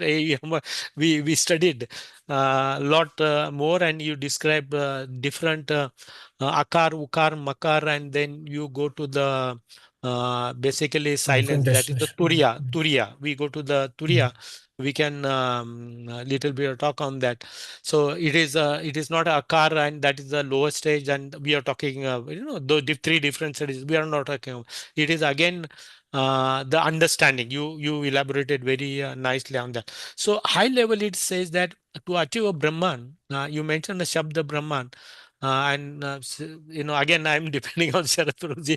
My understanding, I was trying to boil down why it is suddenly sky is coming, why this is the words are there. One is the Shabda Brahman. We know Omka Om, right? It takes to Paramatma. It takes lands that special Purusha. Charu Prabhuji talks about. We talk about Jagrata Avastha. We are connected with the external world, right? 9 Angas and 19 ports we can have. And then Swapnil, that we see that external is cut off, only mind where all that vrittis, that those are there. What we have seen, it comes from the mind. That is the second stage. And third stage we see that is the deep sleep. So that is the stage where special Purusha is there, because it has been cut off. Lot of details are there, lot of things connected with what we are talking about here. And you also mentioned that third stage, that special person. It's not a person, that is a Paramatma, that is the Lord. When we sleep, it says up to the deep sleep we go there. I think there was a discussion some time back, and there was a question where where the consciousness goes, where the soul goes. It doesn't go. Some Mayavadis say that it goes out to Brahman and comes back when you wake up, and a lot of things are there. I don't want to contradict here, but I just want to say there are two ways. One is by Shabda, if there's a mind is a little peaceful, we reach to the Brahman. Another is a space, that is the sky. Sky is also used that, but it's a indicative sky in the city and in the palace, and it is just so from external vastness you have to come to the inward where the soul is there, Paramatma is there, and that's where also Lord is sitting. And this helps meditation. Why we are doing all that? Just meditation. Difficult to meditate entire Brahma, everything. Like you want to meditate on tree, then you can see trees, leaves and fruits and flowers, everything. But that's not. Arjuna sees only one the eye of the bird, right? So that eye of the bird to shoot the arrow. That is where they are again focusing. Everything is in connected, internalized with within you as a Paramatma or the sky within the heart. This is not a physical dimension. This is just to understand, realize the Lord is also with you, and that is a spiritual in nature, and meditate on that. And once you meditate, you go where you want to go. So two different methods they say. The shabd is mind is reasonably stable, and the mind is not stable. To anchor that, it says that you have to use the concept of space, and it talks about a lot of things if you go in detail. But this is a really very nice subject also to dwell in. Everybody should read more. You give a lot of information. I'll just stop here. Maybe at the end, Sharat Prabhu can give to connect with Shabda Brahman, taking it Onkara. One, another is a space. These are two lines going, because the first sloka, that is right 1.3.13, and then 49.15 goes in Shati. goes in sky, right? It goes in these two streams are there. I'll just stop There are maybe two others. different Adhikarna. The first one is Correct. Adhikarna 4. Yeah, It's about the destination. They are talking about correct. the Brahma. Adhikarna Right. 5 onwards is about it's a different, and then it transitions to the space, or either in the heart. The sky. So the first also takes a Brahman, it goes to the again the concept of why Satya Lokas are mentioned.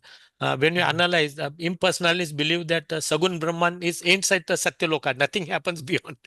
So Yeah. there in a material world, highest is Satya Loka, and that is what they dwell on that. But whereas we know the characteristic of the Supreme Personality is not a Brahma, four-headed Brahma, it is beyond that, right? Which describes that. So again, very nicely arguments are given.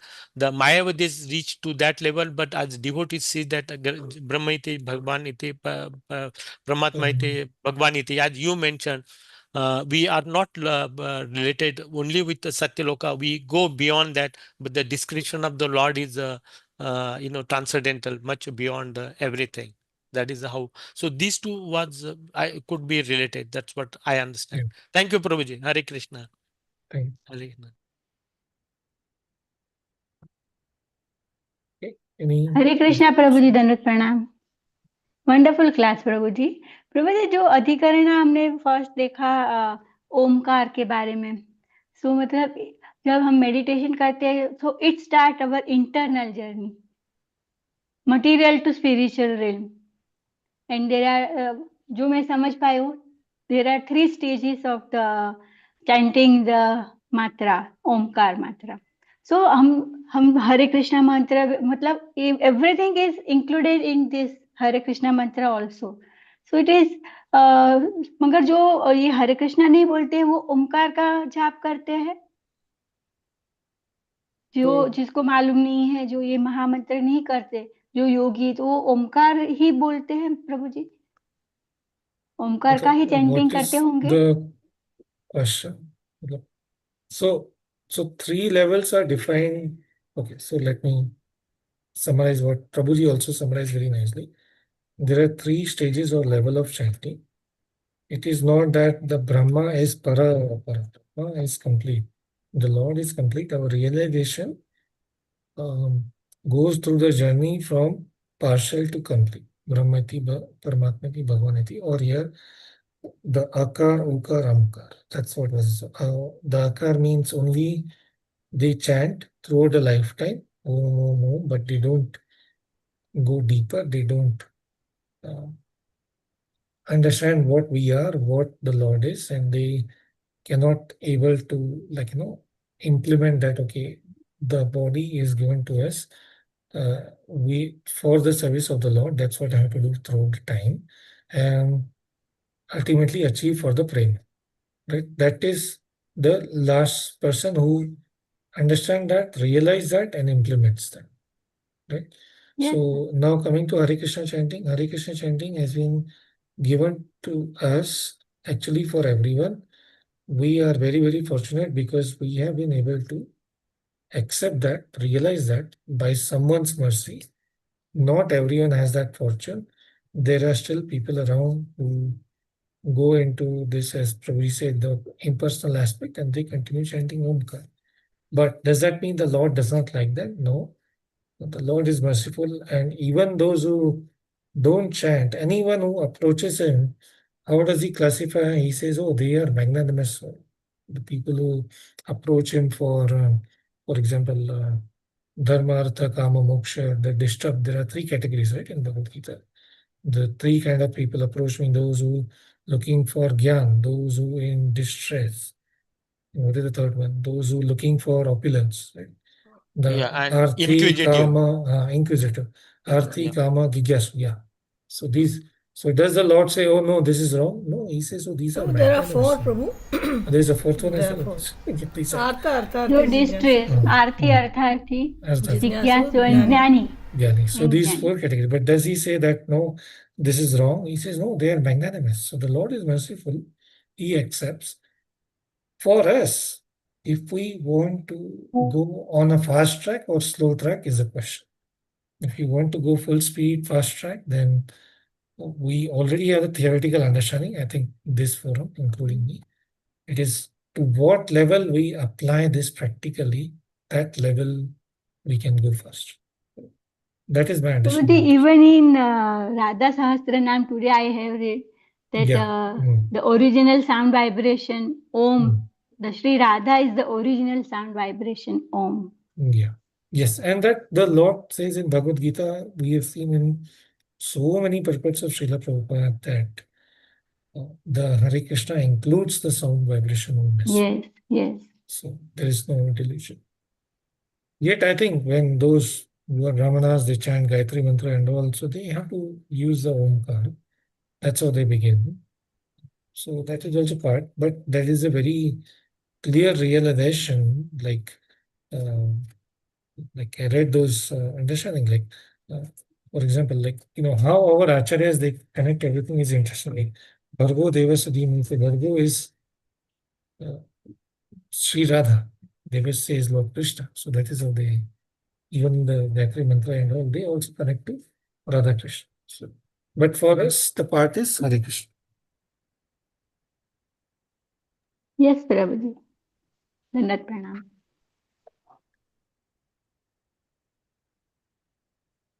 Okay, so suppose somebody says Bhagavatam is the sound vibration. Is that correct? Yes. Bhagavatam is Yes, not Prabhu. different from the Lord. Yes, I'll since we started about this Om, the sound vibration, let me say something. One who realizes all the three matras in the sacred syllable Om, that is O, U, Ma, these three, by firmly meditating on the Supreme Lord. And the Supreme Lord may be anything for him. Anything means he can be Krishna, he can be Rama, he can be Nrsingadev for the devotee. What happens to such a person? He attends the solar globe, that is the sun planet, and there he becomes free from total contamination, and what is given in Prashna Upanishad, it says that this person, he becomes completely free from sin and he is led upwards by the Samaveta mantras to Brahmaloka, and that is the world of Brahman. And there he sees that person who lives in that great opulent world, and far beyond this mass, which is far beyond this material existence. Now, actually, what does it mean? The verse tries to speak about the three matras of the Omkara. The syllable Om is composed of three distinct sounds: A, O, and Ma. Akara, Ukara, and Makara, which are also called matras or letters. However, when the verse speaks about meditating on just one or two matras, this doesn't directly refer to the letters, but it refers to the level of realization of the mantra. Now, this topic is explained in the Mandukya Upanishad, which connects each of the three letters in one aspect of the Supreme Lord.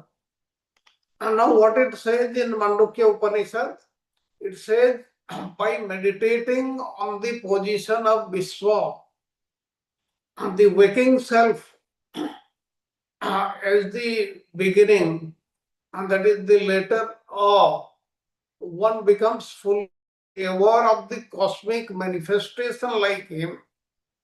That means if somebody is meditating on A, then he will know what is happening anywhere and everywhere in the cosmic manifestation.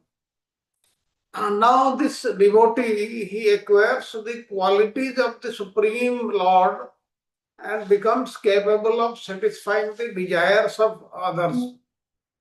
This is what is given in Mandukya Upanishad. And thereafter, in the same Upanishad, it says, by meditating on Taijasa in the middle, that is the U, one develops the quality of becoming capable of drawing everyone towards him, just like the Lord.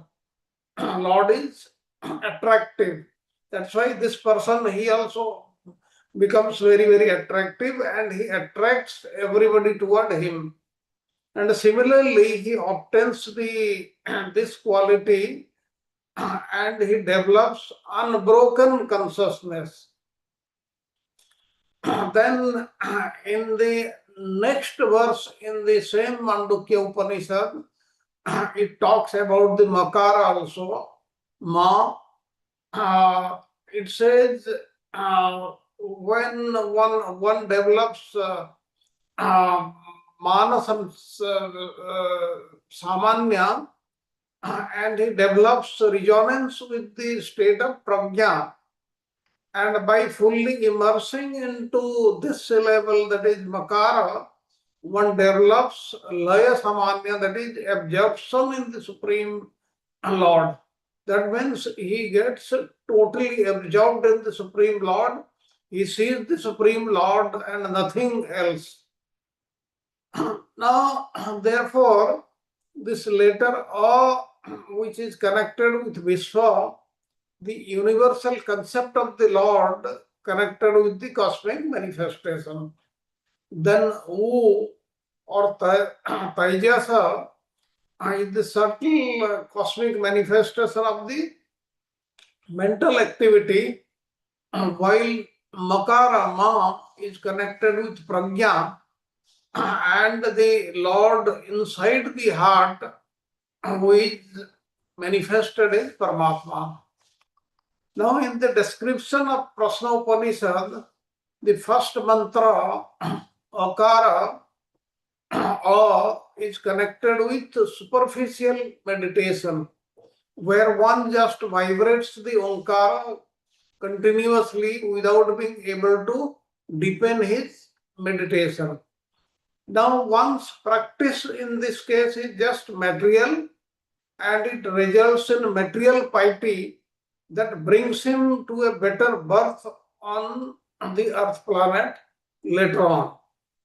Now, the Omkara is defined as none different from Mahamantra by Srila Prabhupada, as we know, and we can draw a parallel between this superficial meditation on the Omkara and the superficial lip deep chanting of the holy names, and this is insufficient to produce love of Godhead.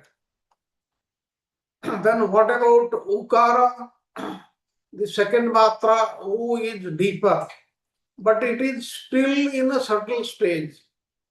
And one is capable of fully fixing his mind on the transcendental vibration, but is not able to reach the true spiritual realization. As a result, one is able to reach the celestial planets, but after enjoying there for a long time, he is forced back into this material world to be born as a pious family and continue his practice. Then the third makara which we spoke means deep spiritual realization, where one is capable of meditating on the Lord inside his heart, inside the heart. Now, attaining this level, the yogi is capable of reaching Vaikuntha Loka, where he becomes an associate of Lord Vishnu. And this position that further exceeds mere elevation to Satyaloka, which is the abode of Lord Brahma. This is all about the three syllables of the Omkara. That's all. Anything? No, Prabhuji, I was looking at that. You'll go through. This is the explanation. Akar, Ukara, and Makar. We talk about at that time. I mean, there are a lot of things you can talk about. Makara, as you say, that is the stage basically. It's a pradnya, right? So it's a meditation on the Lord. At that time, all vrittis like akar, we have external connection. Akar, ukar, we have been only the mind, but makar, both are disconnected. Only soul, the conscious of the soul is at that time. And even Charu Prabhuji, remember that is where he sees the special person. He was talking about the special person at that time, and that's a pradnya. Also, you very nicely elaborated akar. That means how you focus on the external, the whole world, and if he controls, or if he really meditates deep, then he can get a birth, as you also mentioned in this again nice birth and all this thing. It is on gross level. The second part, I'm just trying to emphasize just to get again that ukara, it's a more subtle part because it's only mind is in that also there. It's a tejasha, it is a little pragati, because gross is not always good. Subtle is better. Further subtle is still better. That's how we go in adhyatmic. So that is where it is there. He can go to the higher planet like moon or some other place, but he can again fall down. Again, as you say, those who meditate on akar, ukar, makar, pradnya, they really meditate. They have choice to meditate on whom, right? As you also mentioned, and they can meditate Lord, the four-handed Lord, and they can go to the Vaikuntha. So this is the stage. This is the consciousness of that person that meditation. These are the level, as you say, Kanishta and Madhyam and right, Uttama. That's what you explained that. These are the three levels. It is, and it's not only the, because when you say Om, like Akar, Ukar, Makar, it's not how you say, it is how you realize it. Right? That's what you are saying. Your understanding Yes. on that. You put it so nicely, Prabhuji. Thank you very much. Thank you. Thank you on that. Thank you, bro. Thank you. Any other question or comments?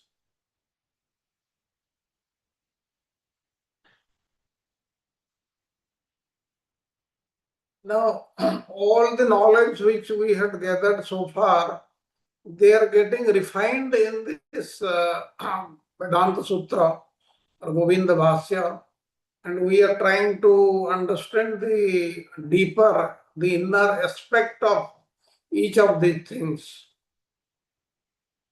Yeah, Prabhuji, no question is there. I have a couple of things I just mentioned. Maybe you can highlight little bit of. You said go to the Brahman. There are two ways it talks about. I was trying to read many things on that. One is called Shabda Brahman. Another is Sky Brahman. You know, there are two transcendentalists. One whose mind, it says that mind is little bit settled, not disturb in that akar, like a om, right? The sound vibration can override that the thoughts coming in the mind, and he can really focus on that. Those whose minds are not there, then they are directed towards the space. As we see the small space, it is not theoretical, it is a spin point, bringing again that focus is easy to meditate, like a for thumb size, 8 inches thumb, right? We saw previous also. Why? What the significance? Just to meditate. It's instead of meditating on the whole thing, that Lord, 4 inches or thumb like Lord, he is the supreme Lord. He has all those transcendental qualities. He's a beyond that, easy to meditate on that. So like that also, the space. So they say these are two ways to based on the people, two ways. That's what I understand. If you know something, you can add on that. So one is the Shabda Brahman, other is called the Sky Brahman. They talk about it. Okay, I also don't have much knowledge, Okay. but what I know, I have read many scientific books where even great scientists, they say that like when the universe came up, that is got created, evolution took place. The sound which came, it was Om only. This is the sound, and in everything, in every sound, this Om is there. That's what even the scientists have realized. Like we know at the end of the lifetime of Brahma, 100 years of Brahma, the total universe gets it becomes annihilated and gets drawn into the belly of Mahavishnu like this. What the scientists say, what they say, when it heads toward dissolution, the matter becomes dense, denser and denser and denser. It becomes very, very, very small in size. Say, just for understanding, we can say it becomes the size of a not even atom, but smaller than an atom, and it becomes billions and trillions of tons weight like this. They also say this, and they what they say, there was a big blast and then the whole universe was created. That is actually their imagination. We know from from the knowledge of Vedic literature how from the most subtle elements Yeah. the Supreme Lord, he creates, and thereafter he gives these responsibilities to the Brahma of that universe. And then Brahma, he creates the 14 planetary systems and the 84 lakh types of the jivas and all that. If at the same, if we see all these things together, we'll realize that the scientists, they have also got some hint of what is how the creation takes place and how the Lord also, he does his work, and great scientists like Einstein and many others, they totally believed that there has to be the Supreme Lord, there has to be a God behind all these creations. They cannot happen randomly. So this is what the scientific world also they feel, and their knowledge is, and Radha Vinod Prabhuji will be having a better knowledge about that. Yeah, so it's a good, I was watching for the last 10, 15, Stephen Hawking, those who know, the guy in Princeton University in New York. I had been there, and he died. That is the place. So initially he came out the theory black hole, what you mentioned, condenser and all the thing he talks about, and he won a Nobel Prize for that. And I give this example in my class to everybody. He won the Nobel Prize by saying the Hey, Stephen then Hawking. Stephen Stephen. Hawking did not get any Nobel Prize. He got the Nobel Prize for black hole theory. Stephen Hawkins, he got the Nobel Prize for a black hole. Maybe again I will connect and I'll send you. This is my answer.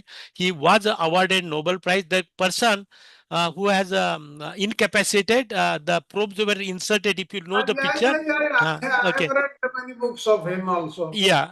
So I can again go, since you are raising my understanding. He got the Nobel Prize. That person. And then he disputed almost 2018 or 19, just before he disputed the first theory, that black hole theory. What is the last he talks about? He says, because he talks about cosmos, right? He's not talking about like Einstein talks about control and all that. There's a difference between what Einstein believes, what Stephen Hawking believes. These are two different. So Stephen Hawking, he says creation and maintenance and destruction. We are talking about surgeon, right? Maintenance and destruction of the material. He says, I see the universes are coming into existence. Okay, he said universes are coming into existence from somewhere. They remain for some time and they disappear. However, because he is atheist, he said, I do not see hand of a God. If you analyze all that final statement he talks about, because he won't see that, but he also see that they are coming into existence.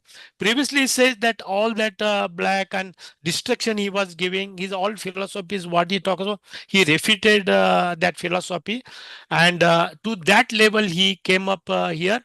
They are coming from somewhere. They remain here for some time, and they also are destroyed. He doesn't have any conclude, like Big Bang theory was prior to that. If you go systematic study of that, in engineering college also we have one subject, it came, and I remember those Big Bang theory and all that. Recently I went to LA, Los Angeles, and there's a library. They are what they call it, there's a astrology, the lab, there's all those things are there. The whole day you can spend some time, and they talk about black hole theory, they talk about Big Bang theories, and all those are still maintained, but those have become a past. A lot of people have moved forward from that thinking. There's a change of that, but our understanding, I take it, one, he says universe are coming to existing, they remain for some time. He's not telling eternally, and they are also destroyed, but I don't say hand of God. That's what he talks about. This is what I understand. Maybe somebody may know little more than that. This how Hare whole thing Krishna, is. Prabhu. Yeah, I yeah. just read that he never received a Nobel Prize, Prabhu. Although he did a lot of research, Okay, but he okay, didn't receive Nobel Prize because okay, he could not prove it. There was lack okay, of empirical proof, and because of okay, that empirical proof was not there. That's why he couldn't receive the prize. Although okay. he did a lot of work. He was great. He was a great scientist from what you call astrology. I what you call that term. He was very great. His name Yeah. is taken with Cosmology, Prabhuji. So cosmology. Cosmology. so Yes, Okay. his first book was A Brief History of Time. So And he then Okay. wanted a Nobel Prize in physics, so that requires a lot of experimental confirmation. Just Okay. direct observation is required. Only if there is a discovery, then there must be an evidence. So if there is Correct. no evidence, then they don't give Nobel Prize. So purely Okay. theoretical work, no matter how brilliant it is, so it Mhm. doesn't qualify that person unless the data is verified. So that see, is why, but in contrast, say if you talk of Einstein, yeah, Einstein, he when got it. when he had put up his theory of relativity, Yeah. And he just photoelectric effect wrote also. he, Yeah. he just wrote in a few pages without giving reference to anything. He just wrote that I have gone through that, and that totally revolutionized the complete scientific world. And later on, he got Nobel Prize. Yeah. Okay. Yeah, but again, that theory of relativity came into picture when they were considering the skies, right? All that astronomical object that was also disputed a few years back by Stanford University, which is in California here where I am there. And they also came with it's changing, Prabhuji. My understanding that I also very interested being engineering, like mechanic engineer, did MTech also. So my mind is also engrossed into all those things. I try to understand that. Yeah, So it's ever changing it. Yeah. what is Hawkins' most celebrated? What is his contribution? His Black hole contribution theory. is Yeah. yeah, the prediction that black holes they emit radiation, Yeah. and after the keep on emitting radiation until eventually they evaporate. So like that. So that was his thing, and you cannot directly observe this thing, right? So therefore, was But they, but they don't say that they evaporate after 100 years life of Brahma. Mhm. because black holes produce radiation, but very small, too little to detect. So therefore, many black holes that he said So the himself. He said that yeah, he died in 5 6 2018. years back. Yeah, 5 6 years back. 2018 he Correct. died. Correct. But in 2016, 2 years before he died, he found my mini black holes that could have earned him Nobel Prize, but nothing has was detected, so he lost it. Even No. expecting him to get a Nobel Prize. Yeah, But I know. Hare Krishna Prabhu ji, Radha Vinod Prabhu ji, lesson number 42 Govind Bhashya मुझे दिया गया है, तो मैंने 2-3 दिन पहले ही पढ़ा है। तो उसमें पूरा refutation of atomic system Okay. जो कणाद ने वैशेषिका का जो फिलोसॉफी दिया है, Hmm. उसमें मैंने पूरा बहुत अच्छे से पढ़ा। मैंने सीसी दास का भी बुक में पढ़ा, और वो हमारे जो ब्रिटिश का जो विकिपीडिया है प्रभु जी ने जो दिया है, उसमें भी मैंने अच्छे से पढ़ा। उसमें बहुत अच्छे से दिया है जो आप कह रहे ब्लैक होल के बारे में, बिग बैंग थियरी के बारे में। सो यहाँ पे लास्ट में कंक्लूजन में ऐसे ही आता है कि वैदिक स्क्रिप्चर्स जो है वो उसको डिनाई नहीं करती एटॉमिक को, मगर उसमें क्या है, पार्ट नहीं है, डायमेंशन लेस है, पार्टलेस है, तो वो बड़े थिंग्स नहीं बना सकती, और ऑटोमेटिकली कुछ नहीं होता है। एवरी एक्ट के पीछे एक सुपर Hi. इंटेलिजेंस है। Hi. Yes. हाँ, Yes. यस। सो रेफ्यूटेशन में बहुत अच्छे से आर्ग्यूमेंट हुआ था, तो आप हो सके तो लेसन नंबर 42 पढ़ना प्रभु जी, तो Sure. आपको Sure. थोड़ा और आइडिया आएगा, क्योंकि मैंने 2-3 Yeah. दिन पहले ही पढ़ा, क्योंकि मुझे बहुत तैयारी की जरूरत पड़ती, क्योंकि मुझे बहुत टाइम चाहिए, क्योंकि समझना पड़ता है, फिर मैं सोचूं, फिर मैं बोल सकूं। तो मैंने कल 2 दिन पहले ही पढ़ा, बहुत अच्छा चैप्टर है, पूरा refutation of atomic theory. So उसमें nice. Sutra 11 to 17। okay. Okay Prabhu ji. Okay. Thank you. Thank you. Yes Prabhu ji. Yeah. तो उसमें वही बताया है कि ये भी एटॉमिक सिस्टम जो भी है ये सब में डिनाई नहीं करते, मगर उसके पीछे एक इंटेलिजेंस काम, भगवान की पोटेंसी काम करती है और एक परफेक्ट सिस्टमेटिक इंटेलिजेंस है। We don't deny the science. We deny maybe the conclusions are not perfect. That's why science is getting refined, right? So it keeps on changing. As Prabhuji means, the theory of relative is also questioned by Stanford University few years back. One research came on that. So, but they are on that. Why? Because that in that that energy to think and do that, it's also coming from the Lord.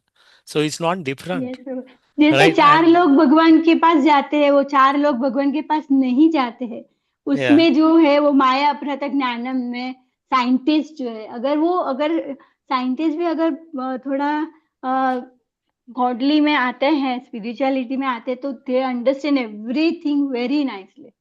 आते हैं ना, अपना चारू प्रभु जी क्या है, he is नहीं also मतलब scientist, बहुत वो आगे ना नहीं एग्जांपल नहीं और मुझे कहाँ मालूम जाना ही है प्रभु जी, आई है नो या दैट चारू प्रभु जी, मगर दूसरे कितने लोग जो है वो, हाँ इसीलिए तो प्रभु जी ने ये थीसिस लिख रहे हैं ना, कि मैं आई हाँ can refute all scientist, other scientist को मैं बता सकूं कि ये हम्म, पॉसिबल है, इसीलिए तो चारू प्रभु जी वो थीसिस लिख रहे हैं ना अपना पूरा। वो पीयर तो प्रेशर होता है, उस लेवल पे पीयर प्रेशर होता है, because I also in touch with this guy people, because if they come down then they become, they are labelled as religious people, and these people don't want that title of religious or anything. They believe in all this, they and are this is atheist, they are mythology. Complete atheist, They they want to be atheist people. remain there. They want to have their own, on my own strength I can understand the Lord, which will never happen.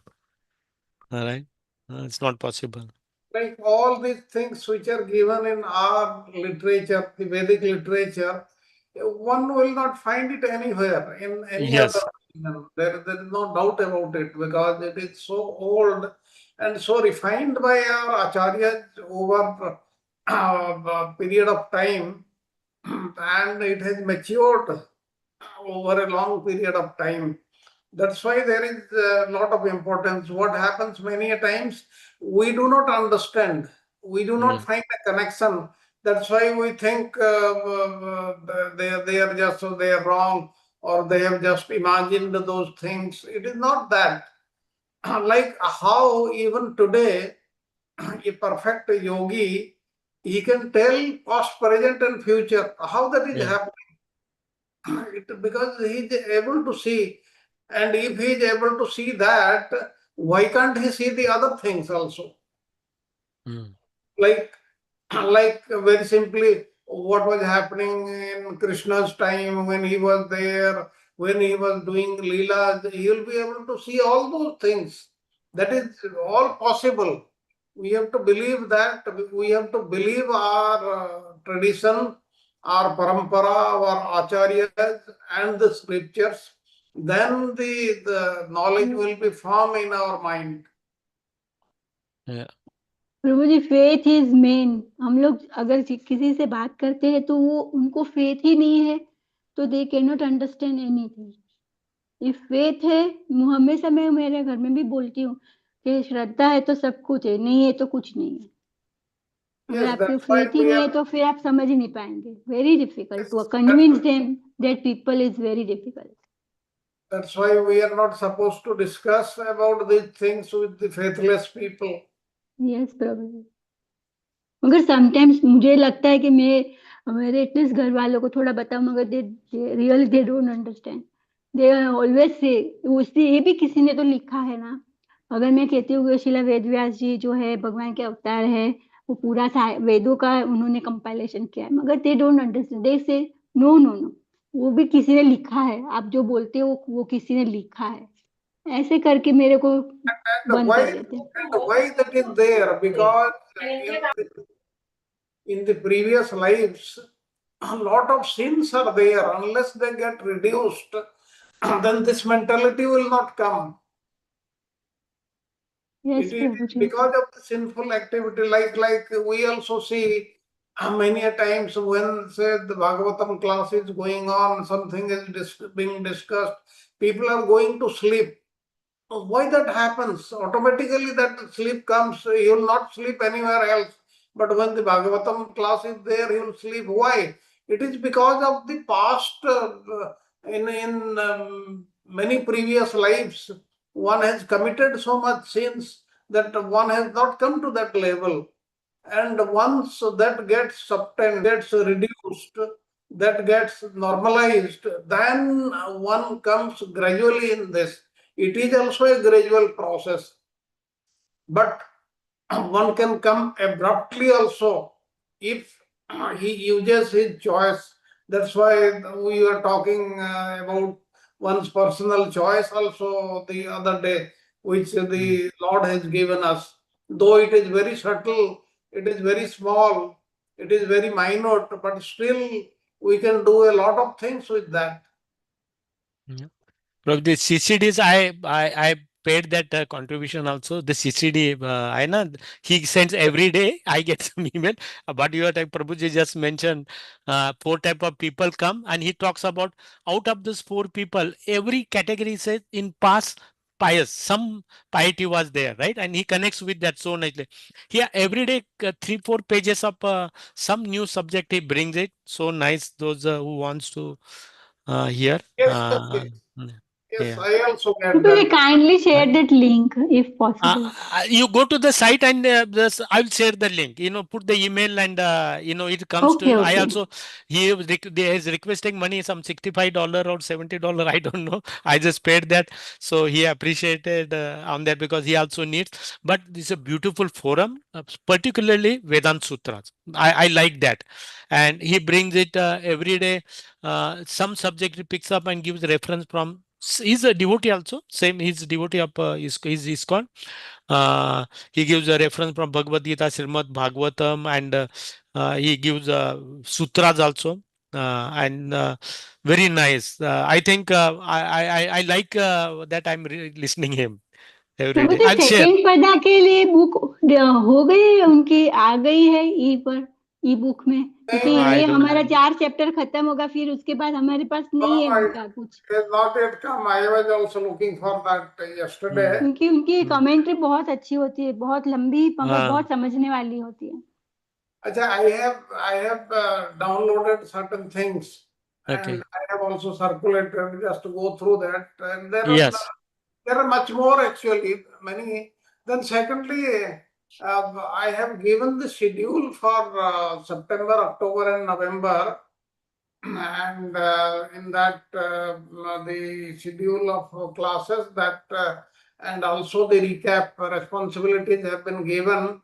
Please go through them, Yeah. and if you require any changes for any region, please let me know, because I'll be going to Vrindavan from 5th of next month, and many times I may not be available.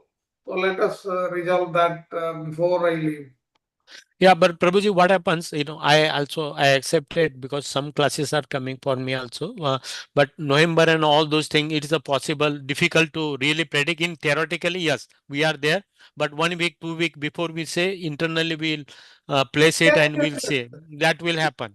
Yeah, No, no, that will happen. We cannot predict what will happen in. 100%. Yes, yes, that's what I mean. Yes, Prabhuji. Yes, yes, that is possible, but well in time, so that Yes, like you, everybody would have realized all these classes in Govinda Vasya, they yeah, are not like the Bhagavatam classes. Here true. you require real study and understanding. Yeah, true. Okay, Prabhuji, this, this you were talking about this Stephen Hawking. So I have read his whole book and I was very interested in all that. But I still struggle to understand what is the application of this whole black hole and all. Very good to read. It is a good novel.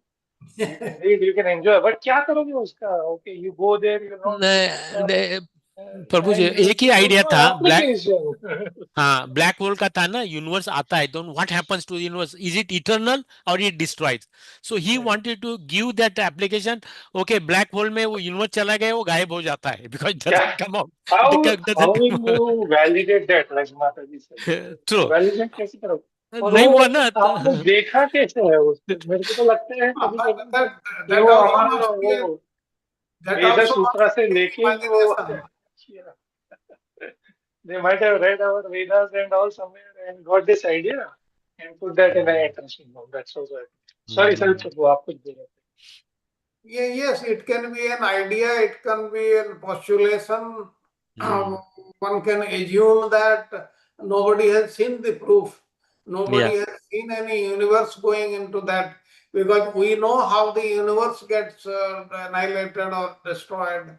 So that's why we cannot say that whatever the scientist is saying is totally correct or not. Meaning that True. Einstein equation, at least it has a lot of practical application. It has been used for Yes, many yes. places. Yes. But this whole black hole thing has no, at least in my understanding, I struggle to understand.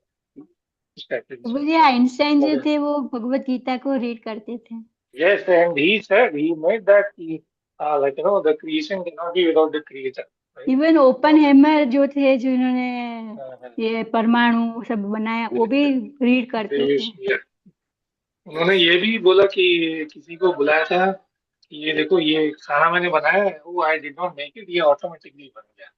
So the point was they According only to placed. them, Bhagavad Gita is only for the knowledge book.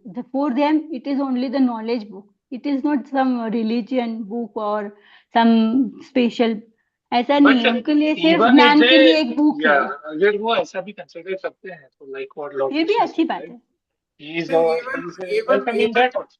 even there is a judgment of the Madras High Court some time back. It never categorizes Bhagavad Gita in the religious religion category.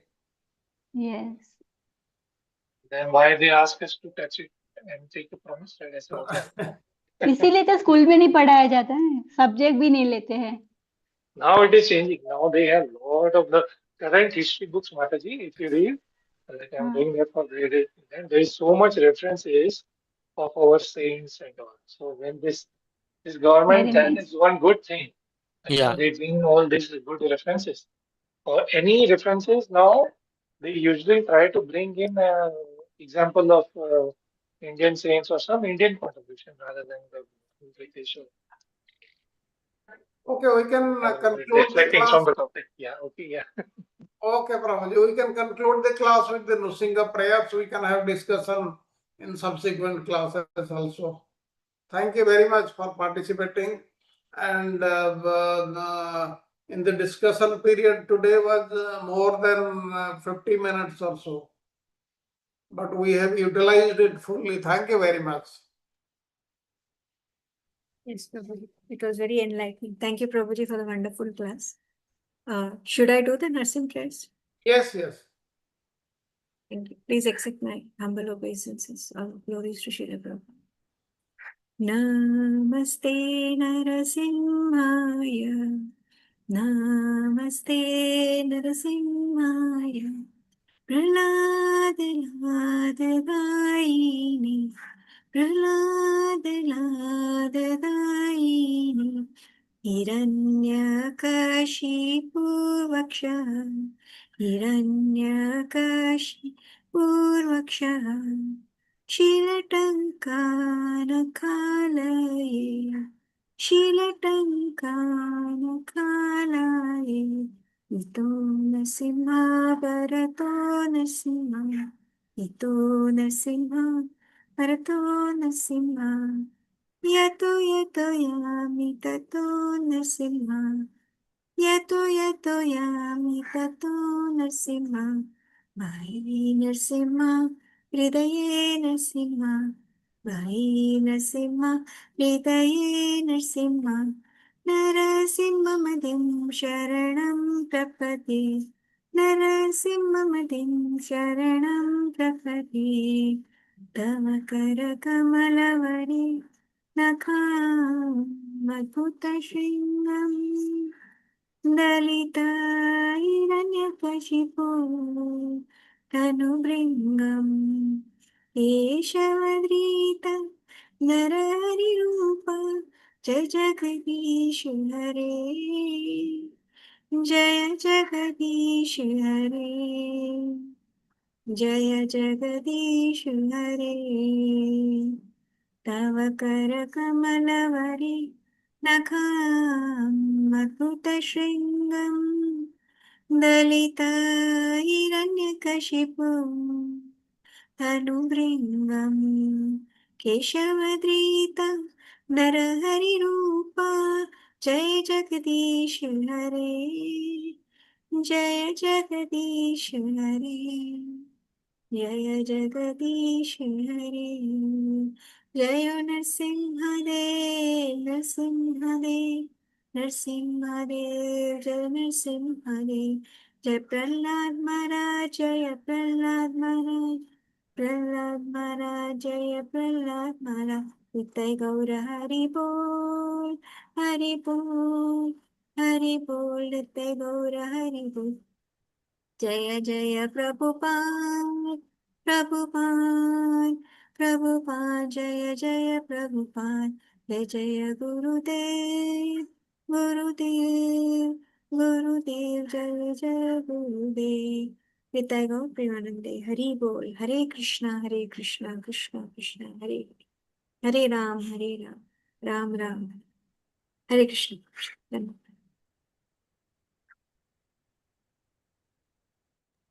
Hare Krishna. Thank you, Thank Mother. you. Thank you Thank very you, much. everyone. Thank Thank you. Thank Dandat you, pranam, Prabhudev. Thank you. Paulji. Dandavat Pranam. Dandavat pranam, Dandavat Prabhuji. pranam to everybody. Hare Krishna.